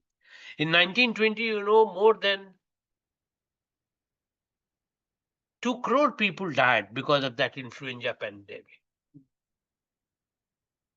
Even today, sir, in this 21st century, we lost around 40 lakh people. My government says 4 lakhs. But we lost many more. I mean, the bodies were floating in the Ganges. So where would they go? Where their wailings would go? This is true of 4 years ago. Forget about 4 centuries ago. I still think that Guy has a point. This could be a very modernist imagination that institutional paradigms of treatment are the preferred ones, and that the folklore version or the more organic rooted forms of treatment need to be seen as inferior forms of healing practices. So that in the point that you make that that people didn't have choice. It's not about choice. It's not about fatalism. It's about a perspective towards health. which is more integrated to the social and cultural world. And I think it's a very modernist imagination that seeks to disengage issues of health from cultural life. Probably, I mean, Worth asking, yeah. Actually, Professor Hasan, adding to what you're saying, give him my Geltner, as an inflection point, I have seen this in India even today. To cure hepatitis, the Ojha is called in. That's the alternative folk medicine which inflects on the mainstream, and it's a very powerful narrative. Without the Ojha taking out the yellow fluid, the water turns fluid when the Ojha does his That's right, thing. yellow color. Yeah. So there are some meeting points, I think, between these traditions, and there's a dialogue. There's also rivalry. So there's a point there, I think. interesting. That's I remember in childhood, I had smallpox once, more than chickenpox, smallpox proper. So, and it was terrible itching. So they would put neem and so forth, but it was Sitala. And therefore, I would cry, get me Rasgulla. And it will come because Sitala wants Rasgulla to eat. So I think I had a good time. I suffered, but had a reasonably good time. And this is the memory I have, very faint memory. I was hardly 8 or 10 years old.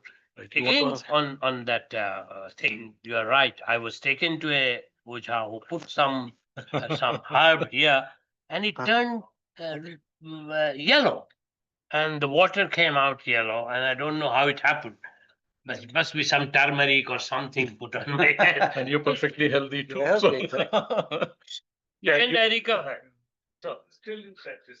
yeah, you have a question. Yeah, Being practice. I have a question, sir. Yeah, go ahead. Thank you. Yeah, go ahead. Shall I? Yeah. So, myself, Nagwant, I have just completed my PhD right now. So, I am working on literary studies. Here, sir. Here. Can you hear? So thank you so much, sir, for drawing such a huge, meta, structure as a counterpart to the guy's model that he produced to us. It is also a very broad and very engaging, intriguing also. So I was wondering that whether through this platform, are we also going to look at into the aspect of that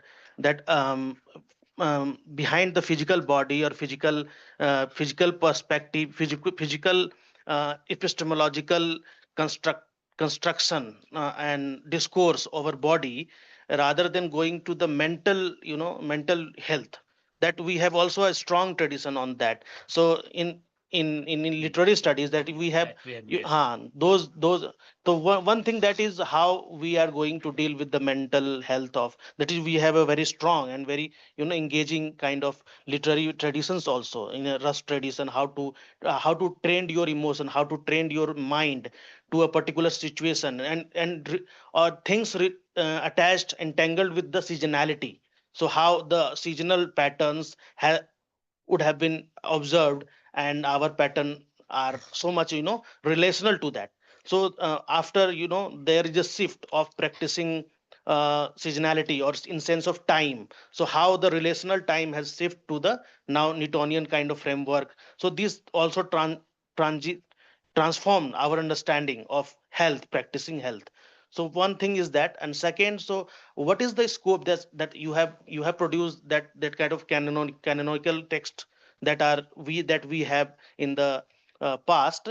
So how those knowledge are were being transmit toward the entire pan Indian kind of geographical locations. So is this a very a good kind of practices that these knowledge are transmitted to the entire level, or is it limited to the, as you can see that poetry is not consumed by all.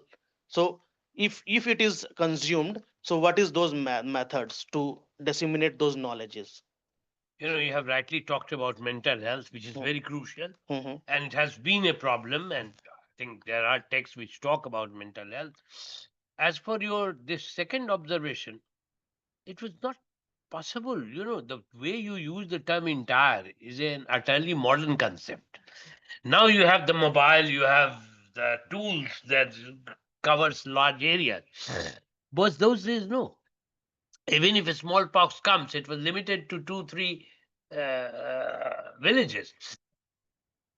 And people were hardly aware that where the cholera is coming, when it is coming. So how many neighborhood was affected by it? So to think in terms of entire population would be little far-fetched. You know, it was not practical at all. So whether it be an epidemic or a disease or anything, you have to, people looked at it from a local way. Now the globe has shrunk. So you had this corona thing, and the whole world was affected by it quickly. And you came to know it within a couple of days that what is happening. So earlier it was not possible at all. You know, earlier our concept of land, time and space was fairly limited. Right, Mukhtar. As we conclude now.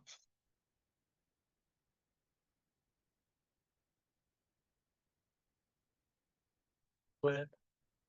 Do we have any questions from those joining us online?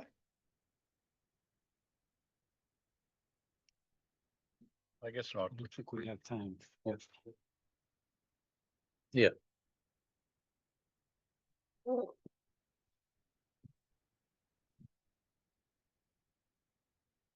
Ladies and gentlemen, distinguished scholars, and dear colleagues. It is with great pleasure and deep anticipation that I welcome you all to this international conference, which brings together leading thinkers, researchers, and practitioners from across the globe. Over the next few days, we will engage in vibrant dialogue and exchange of ideas on the history of public health and preventive care in the pre-modern world. Most papers deal with South Asian public health perception. I would like to begin by expressing my sincere gratitude to the Australian Research Council for their generous support. Their commitment to advancing scholarly inquiry has been instrumental in making this event a reality. I would also like to acknowledge the intellectual guidance and encouragement of Professor Guy Geltner, whose contributions have been invaluable to this project and to the broader field of public health. I also would like to thank IGPP team and especially Sarah, who has been doing some wonderful job back there. Our conference is unique in its scope and ambition. We are privileged to host paper presenters from 4 continents, each offering perspective that cross geographical, cultural, and disciplinary boundaries. Our goal is to uncover and compare the ways various societies before the advent of modern medicine approached health, hygiene, disease prevention, and the collective care of bodies. This project also holds personal significance for me. It provided an opportunity to immerse myself in a field that remains even today somewhat unexplored. As I began my research, I was struck by the richness of manuscript dealing with the medical literature, this tradition in India. In my visits to libraries and archives, I encountered a remarkable body of medical literature, evidence that the concern for bodily health was not only a personal matter but a societal priority, addressed by both the ruling elite and the general public. One of the most compelling aspects of this exploration has been the development and transformation of Unani medical system in India, blending Greeks, Persian, and Indian influences. Unani medicine evolved into a highly sophisticated system that was both supported and enriched by successive dynasties after the Islamization of India. From Ghaznavid kings to the Delhi sultans and Mughals, rulers not only patronized Unani scholars and physicians but also established hospitals, encouraged the writing of medical texts, and preserved healthcare institutions across generations. Our research also brings to light detailed preventive measures embedded in Unani theory and practice. The system emphasizes not only healing but also maintaining wellness through what is known as the Asbab-e Sitta-e Zaruriya. Unani text offered seasonal guidelines for the diet and behavior, advice on environmental hygiene, and even recommendations for dealing with epidemics and communicable diseases. From urban planning to army camp arrangements, from dietetics to fumigation with camphor and sandalwood, from avoiding humid southern winds to the placement of tents in higher altitudes, the knowledge was comprehensive, empirical, and surprisingly nuanced. Our aim through this conference is not only to uncover this rich heritage, but to critically engage with it, learning how ancient knowledge system understood health and how these insights might help us reframe our present and future challenges. As we begin our session, I invite all of you to engage fully with openness, with curiosity, and with the collaborative spirit that defines the best of scholarly communities. Let this conference be a space for discovery, dialogue, and mutual learning. I look forward to the conversation that will unfold and to the new directions that will emerge from our collective engagements. Thank you and welcome you once again. First for lunch now, isn't it? Yeah. So we can. Why don't you join us for lunch now, and then we reassemble at 2:30. Right. Thank you. Lunch is served right outside, so. So those.